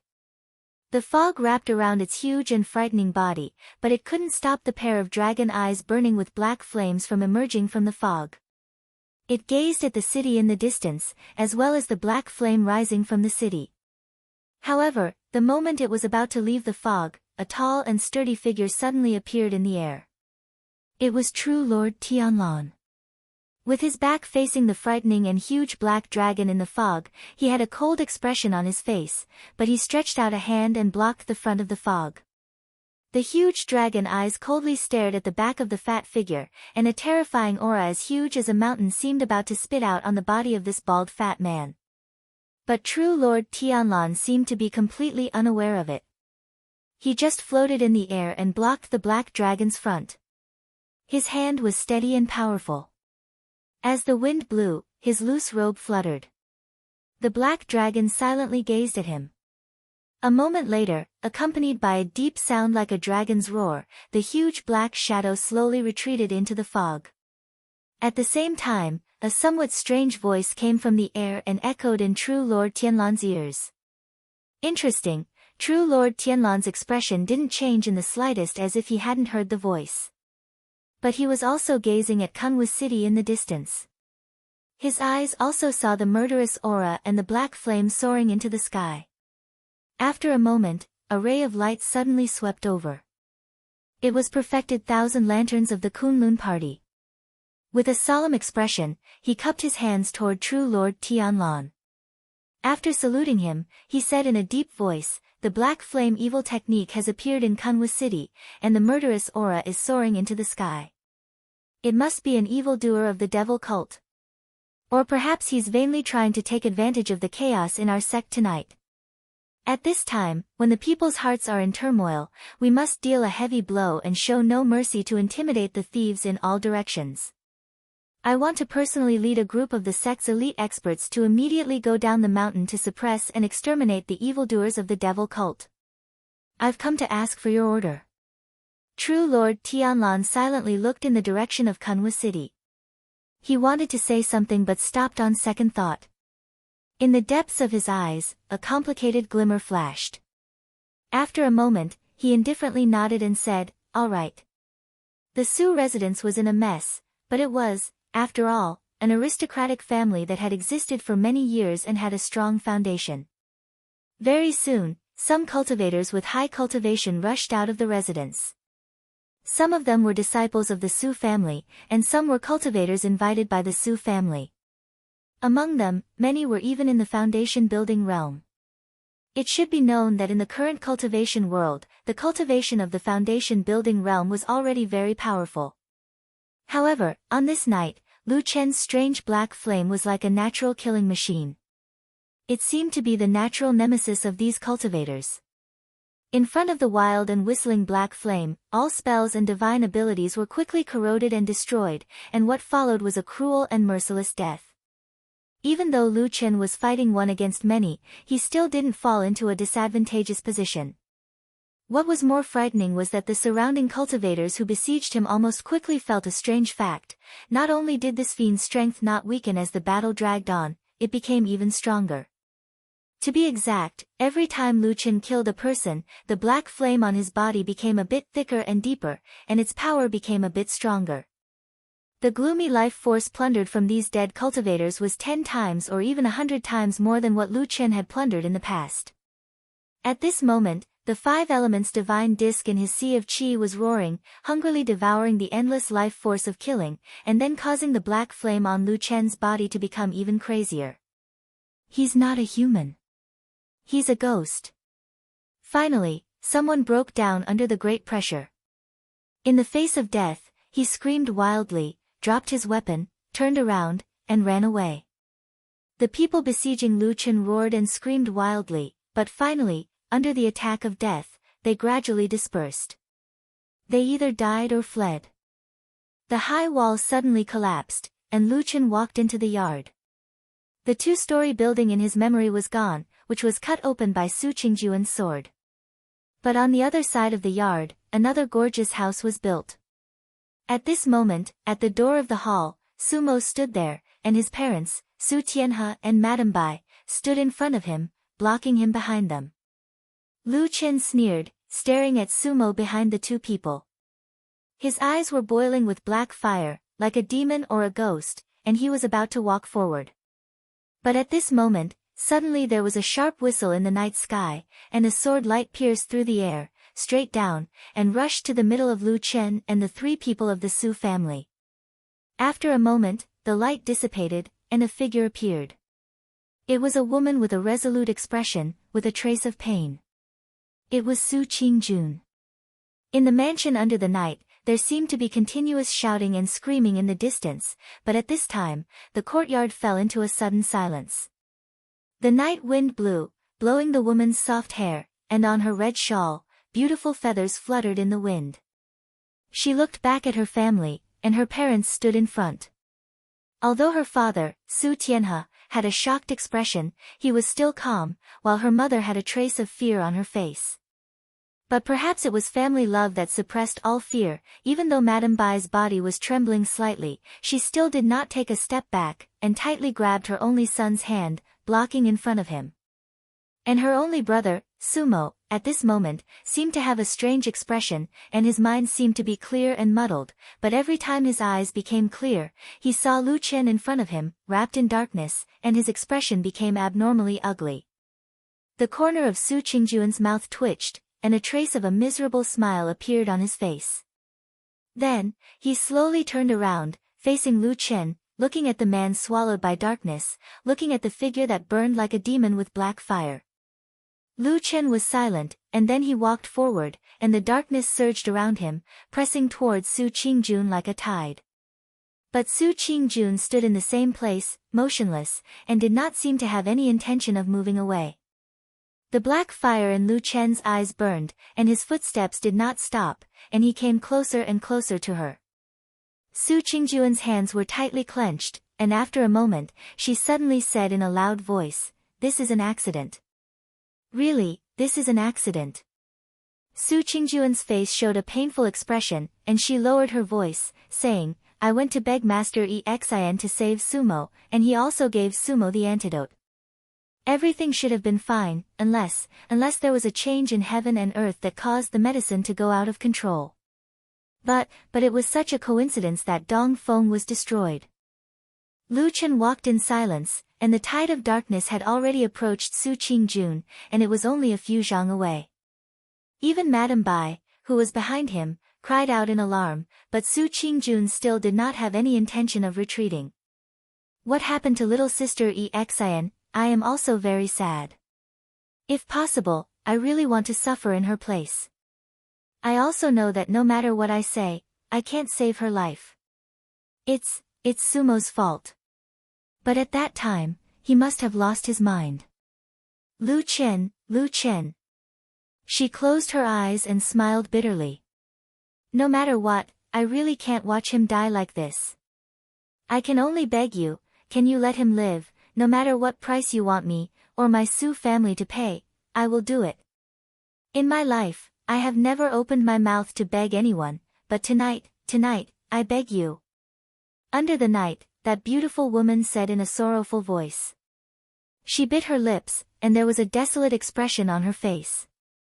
In her eyes, there was guilt, sadness, disappointment, and pain, as if they were all mixed together, and then she looked at the man walking in the darkness. And what she waited for, was a short answer. "No." The darkness was like a resurrected demonic dragon. Following this resolute sentence, it rose with a loud bang, and pounced towards the back of Su Qingjun. And at this moment, Su Qingjun seemed to finally let out a sigh, and pulled out her sword with a backhand. Clang! The sound of the sword was like a dragon's roar, and the flickering bright light left the sheath, like the autumn water sprinkling on the world, and stood horizontally in front of the darkness. That beautiful woman held her sword horizontally in front of her, her face pale, but her aura was like a mountain, like the moon, towering and erect, and actually blocked all the aura of the darkness for a moment. The moonlight sprinkled down, and her silhouette seemed so powerful, even though it was a little lonely. That was the strongest young genius of the Kunlun party in 1,000 years, the youngest Jean Dan Friar. The ice-cold aura suddenly surged from the darkness, and directly slashed at Su Qingjun from all directions. Su Qingjun let out a clear whistle, and her body rose together with her sword. Instead of retreating, she advanced, and directly stabbed her sword into the depths of the darkness. There was an angry roar in the raging dark tide, and the darkness behind her surrounded Su Qingjuan's figure. The three people of the Su family turned pale with fright, but after a moment, they only heard the whistling sound of the sword, and a sword ray that was as bright as lightning crisscrossed in the dark aura, as if it was not restricted at all. Their faces immediately revealed a look of joy, but in the blink of an eye, the dark tide rose again, and completely submerged the sword ray. The darkness rolled like boiling, and outsiders could not feel what was happening inside at all.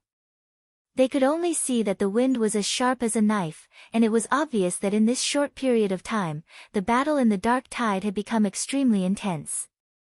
Suddenly, someone in the dark tide let out a muffled groan, and then a figure shot up into the night sky like lightning.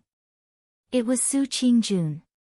Below, the dark aura flashed, and the figure of Lu Chen appeared. His face was covered in dark aura, and there were several wounds on his body, and blood was faintly flowing out. Su Tianhe and Madame Bai were overjoyed, but when they raised their heads and saw Su Qingjun, their smiles froze again. Their daughter was floating in midair, her face pale. She held a sword in one hand, and the other hand was hanging by her side, as if she could not lift it up.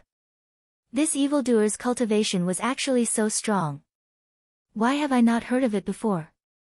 Lu Chen looked at Su Qingjun coldly, and ignored the bleeding wounds on his body, and continued to walk towards Sumo. Madame Bai let out a cry, and Su Tianhe's face instantly became extremely ugly. Madame Bai pulled Sumo's hand, almost cried out, and shouted towards the sky, Little June, quickly save your brother." Su Qingjun stared blankly at the man who was surrounded by darkness, her lips trembled twice. After a moment, she seemed to be smiling bitterly, as if she was grieving, but finally, she still raised the long sword again. That was an ancient celestial sword. The bright moon hanging high in the sky shone down cold moonlight, and at that moment, fell on the edge of her sword. Lu Chen, who was on the ground, seemed to sense something, and suddenly raised his head to look. At that moment, the sky seemed to suddenly darken, and then immediately brightened up. The dimness was because all of the lights suddenly disappeared, all gathered at one point, and then burst forth resplendently on that sword's edge. Taking advantage of this rare full moon night, the cold moonlight, Su Qingjun swung her sword. The elegance of that sword covered the time of heaven and earth. Even the moonlight that filled the sky seemed to follow, turning into sword light, free and easy, falling into the human world, like a lover's last beautiful smile, stretching out a gentle palm, making that last entanglement. Moonlight slash. In the moonlight, cut off all the dust, feelings, life's sufferings, sorrow and loneliness, the entanglement of the past 3 lives. Who was the one who was sad? The loneliness of the light, like the reflection of this life, cut through the darkness, seeing his dark eyes. The black fire roared, rushed up, collided fiercely with the flickering sword light, a loud bang, sand and stones flew, the walls around the entire courtyard collapsed. A moment later, the sword radiance abruptly flourished with unstoppable momentum. It cut through all the black gas and rushed down. Lu Chen dodged to the side and grabbed the blade with his left hand. In an instant, the sharp sword radiance pierced through his palm and arm, leaving a dozen gashes. Light burst out and blood spurted out. He seemed to be completely unaware of it as he expressionlessly extended his other right hand and swatted at Su Qingjun. Su Qingjun was in midair, her bright eyes bright, the sword in her hand changed, the sword light whistled, in an instant it directly pierced through Lu Chen's left arm, and came out. Lu Chen let out a muffled groan, his face finally contorting. At that moment, the sword light was aimed at his heart, but before it pierced, his right palm also carried a sky full of cold wind, the black tide, whistling. In the time it took for a spark to fly off a flint, they were so close that their eyes finally met for a moment. It was a deep, deep gaze. Lu Chen lowered his body. Pooh! The long sword pierced through flesh, from the other side of Lu Chen's shoulder, brought out a cloud of blood, and a ball of black fire danced wildly on Lu Chen's right palm, heavily imprinted on Su Qingjun's chest. A mournful whistling sound, Su Qingjun's entire body flipped and flew out, and then with a pang sound she fell on the ground a zhang away. Her body trembled a few times, with a wah sound she spat out a large mouthful of blood. At the same time, at her chest, the black flame instantly burned into her fair skin and flesh, like the grin of an evil spirit. From then on it lingered. In the tide of darkness, Lu Chen staggered a few steps forward, looked as if he almost fell, but in the end he still held on. But his situation was obviously also very bad. His left hand and shoulder were pierced together by the same sword, forming a ghastly and terrifying appearance. His lips moved, as if he was laughing at himself, then he glanced at Su Qingjun. Just at that time, that girl was also weakly looking at him from the pool of blood. Neither of them said anything. Lu Chen stretched out his right hand, grabbed the hilt of that ancient sword, and then with a "hoo" sound, he pulled it out. The long sword was clear, and for some reason, seemed not to be stained with blood, only a few beads of blood, slowly dripping from the tip of the sword. Lu Chen took a deep breath, casually threw the ancient sword on the ground, and then continued to walk forward. In front of the courtyard, Sumo seemed to suddenly wake up at this moment, suddenly shouting. For some reason, after coming down from the Kunlun mountain, he seemed to be especially afraid. At this moment when he saw Lu Chen, it was as if he had seen a ghost, his entire body trembled violently, and he couldn't even speak. Su Tianhe and Madame Bai firmly blocked in front of Sumo, ready to fight to the death, as if they were unwilling to give up their child no matter what. But Lu Chen's eyes didn't seem to care about this. The cold and powerful black flame once again ignited, and was about to sweep over. Suddenly, from behind him, came a woman's desperate cry, slightly trembling and crying, "Don't kill my father and mother." Lu Chen's outstretched hand froze in midair. The moonlight fell on his face, only indifference. His hand continued to wave out, a black current surged out, incomparably powerful hit Su Tianhe and Madame Bai, and then in front of him, only Sumo was left. Sumo's whole body trembled, both legs trembled, and his face was full of fear, as if he was extremely afraid, suddenly shouting, "Don't kill me, don't kill me, I am." Before he could finish speaking, his voice suddenly stopped. A black dagger suddenly appeared from the darkness, and with a trace of cruelty, it directly cut through his throat, causing blood to spurt into the air. Next to him, Madame Bai was just about to rush over like a madman. When she saw this terrifying scene, her whole person was instantly stunned. Then, she screamed at the top of her lungs, and then her eyes rolled back, directly fainting on the ground. Farther away on the ground, Su Qingjun was also stunned. She stared blankly at Sumo's body slowly falling in the splatter of blood. Her whole person's whole face was ashen. After a moment, she spurted out another mouthful of blood. Lu Chen grabbed Sumo's fallen body, stared at his eyes that were about to lose their spirit, and said coldly, "This is for Exian." With that said, the black short sword made a whistling sound again, stabbing Sumo's chest 5 times in a row, with blood spurting out from each stab. Finally, his hand raised the knife, chopped off the head, and threw it to the ground. Then, he turned around and walked out. When passing by Su Qingjun, his footsteps slightly slowed, and then he immediately strode away. Finally, darkness, fell on this courtyard again, leaving only a sea of blood. Old Ma stood at the gate, watching Lu Chen slowly walk out, covered in blood, looking at his deformed, abnormally terrifying left hand, and the bloodstains all over his body. He could not help but sigh bitterly, and said bitterly, "Is it really worth it for you to do this?" Lu Chen was silent, slowly walked past him, and came to the dark long street. Exian was still lying there, serene and calm. He slowly knelt down beside Exian, blood dripping from his body. His whole person looked like a twisted evil spirit and demon. But when he looked at Exian, his eyes were gentle, like the naive days of his youth. "It's all right," he said softly to Exian, "I have done what should be done."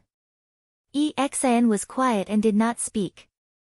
Old Ma showed a bit of pity on his face, and just as he was about to go up and persuade him, his whole body suddenly trembled, and he abruptly looked up into the distance. In the vast and majestic Kunwa city, in the vast wilderness under the moonlight, countless black shadows were attracted by the tide of darkness. They were like gloomy ghosts filled with hatred. And at the top of Mount Kunlun, countless sword lights soared into the sky.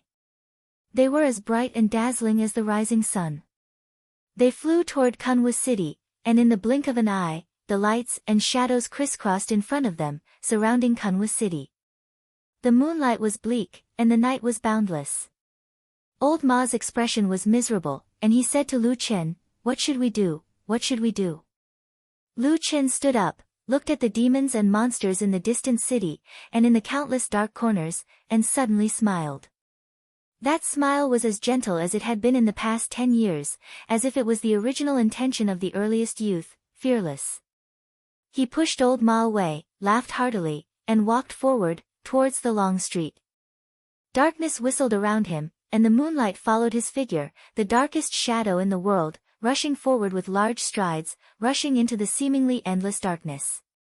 Penetrating the iron army until death, a man is a youth. Chapter 243. On the night of the full moon, the famous Kunlun party of the West Continent suddenly experienced a great change. The forbidden Ling Mountain was destroyed, and there was a strange phenomenon in the sky that shook the world. Another evildoer was born and brought disaster to the world. It was said to be an ancient evil creature. However, the Kunlun party was a famous sect with profound strength. They fought bravely and finally eliminated the evil creature, maintaining peace. Unfortunately, the sect elder Hakushin Jinkuan was attacked by the evil creature. Although he suppressed and killed countless evil creatures, he unfortunately became an immortal. The sect leader, Immortal Idol Month, was seriously injured and was forced to retreat to heal. Under the leadership of the sect leader, the head of the Heavenly Soldier Hall, Dukanjinren, and other Yuanying immortals fought against the evil creature. Many people died and were injured. The battle was tragic. They also hated the evildoers of the devil cult who took advantage of the people's precarious situation to create chaos in Kunwa City. They used the evil technique, black fire filled the sky, and countless winged demons bewitched the common people and slaughtered living creatures. Kunlun Pai dispatched elite disciples down the mountain to defeat the remaining evildoers of the devil cult. The bloody battle lasted the whole night. During this time of crisis, the Kunlun party's immortal Tianlan stepped forward and commanded the whole situation. He eliminated the evil creature and the devil cult, calmed people's hearts, and turned the tide. He was respected by the Kunlun party and was elected as the acting sect leader, Immortal Idol Month. Immortal Tianlan was virtuous and indifferent to fame and wealth. He refused to accept the position. People tried to persuade him but to no avail, so they elected the head of the Bai Chao Tang, Immortal Qian Deng, as the acting sect leader. The Kunlun sect united against a common enemy and sent out their elites to fight the devil cult of the Three Realms at the foot of the Kunlun mountain. In the end, they defeated the evildoers and killed countless devil cult's demons. It was called the Change of the Full Moon. The cold and crazy sword light and countless strange lights flashed inside and outside Kunwa City for a whole night. Countless people's blood stained the yellow soil. Since the battle in the barren valley in the Lost Land 10 years ago, there had not been such a large-scale battle between good and evil. The scene was tragic and bloody. The great battle lasted until daybreak before it slowly stopped. The devil cult's demons gradually retreated. The black fire produced by the strange sorcery in Kunwa City was also nowhere to be seen. It seemed like it had escaped outside the city. On one hand, the Kunlun party settled the people's hearts in the city, on the other hand, they sent people to pursue and suppress the devil cult's demons. They also sent people to the mountain to report to the acting sect leader Qian Dengjinren. They sent their elite fighters to pursue and suppress the devil cult's demons, especially the black fire demons. Thereupon, the Kunlun cultivators searched all over Kunwu. After they found nothing, they learned that the black fire devils had already fled to the south, so they immediately went south in large numbers. Along the way, they encountered many devil cult devils. Both sides fought bloody battles again and again, resulting in heavy casualties. However, in the end, the Kunlun party's people were strong, their horses were strong, and their cultivation was high. The devil cult devils were defeated again and again. Even so, there were still quite a number of devil cult people who were heading south. It seemed like they were also searching for someone. Their urgency was no less than that of the Kunlun party's disciples. At the end of the night of the full moon, Kunwa City was in chaos. The devil cult followers who rushed here in large numbers fought with the Kunlun disciples who went down the mountain in anger. The scene was a mess. Taking advantage of the darkness of the night, Lu Chen restrained his breath. After fighting and struggling several times, he finally escaped from Kunwa's city under the cover of the night. However, both the devil cult and the righteous path hated him to the bone. Under the swift and fierce attack, Lu Chen was also seriously injured. It was unknown how many wounds were added to his body. He had to hide here and there all the way to the south. The world was big, but there was no place for him anymore. There were several groups of pursuers chasing behind him, wanting to kill him as soon as possible. Among them, the Kunlun party's cultivation was profound and their power was great. However, the devil cult's pursuers were the fiercest and most ruthless.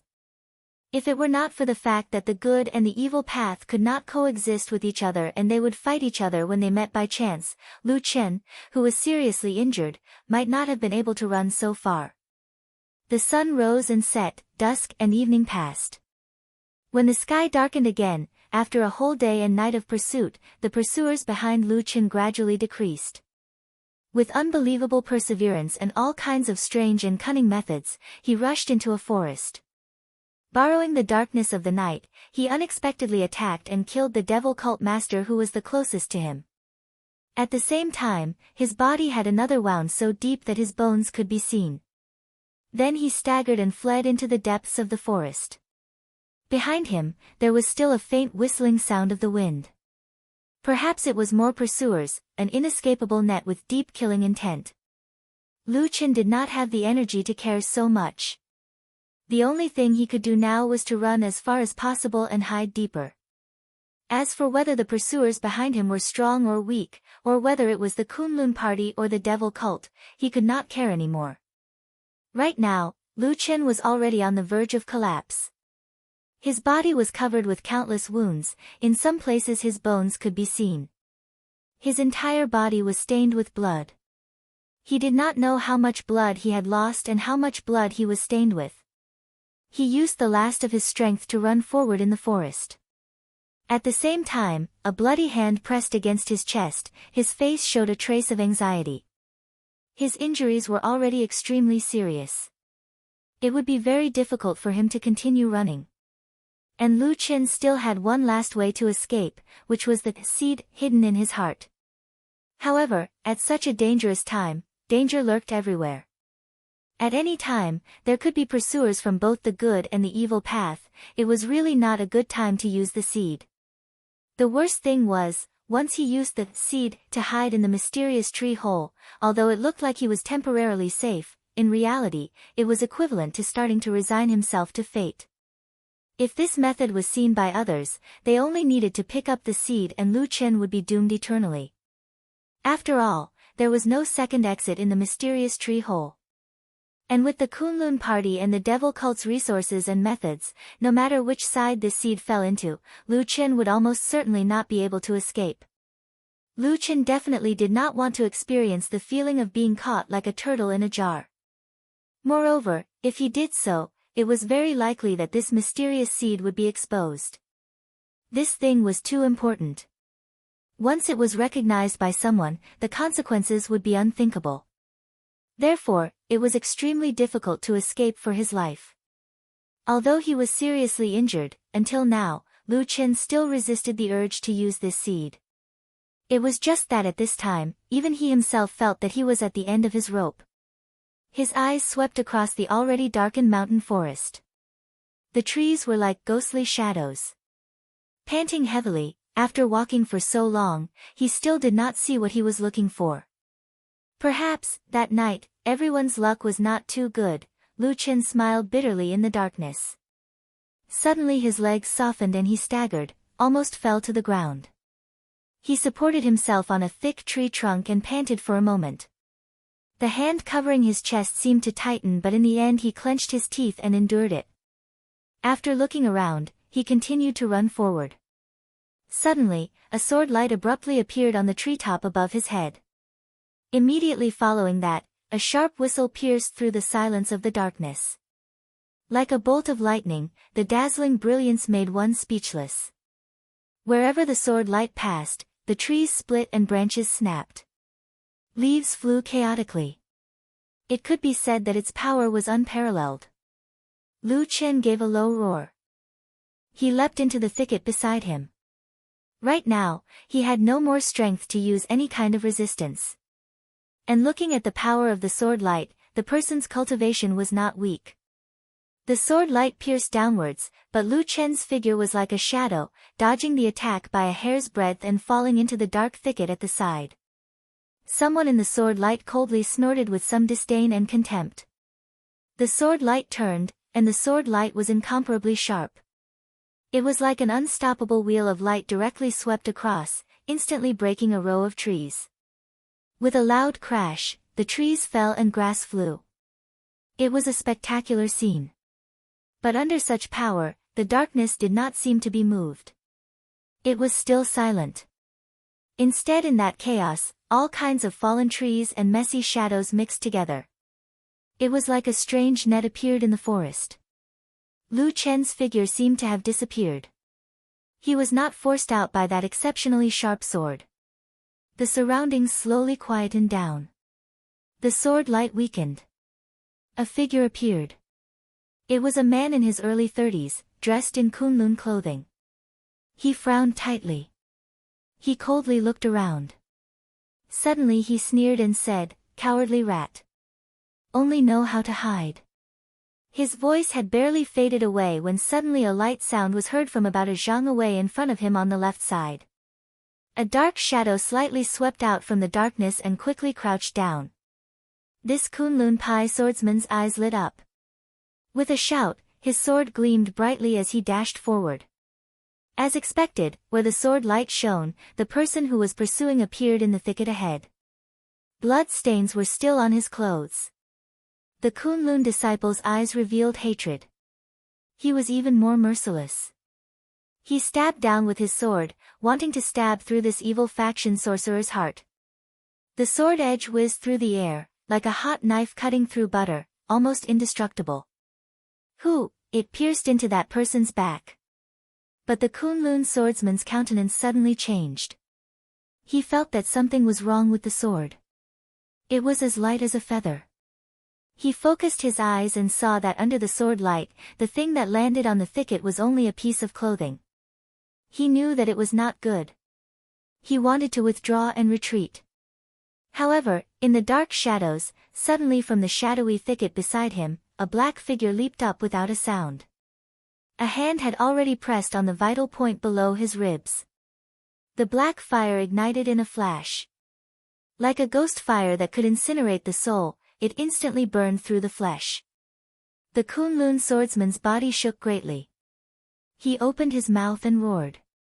However, for some unknown reason, his voice suddenly and strangely disappeared from his mouth. It was as if someone was strangling his throat, choking all his shouts.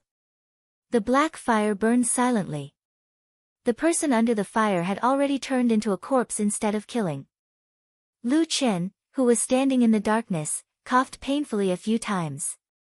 Pain surged up on his face. At the same time, a complicated emotion flashed past his eyes. This highly skilled person, perhaps he was once his fellow disciple.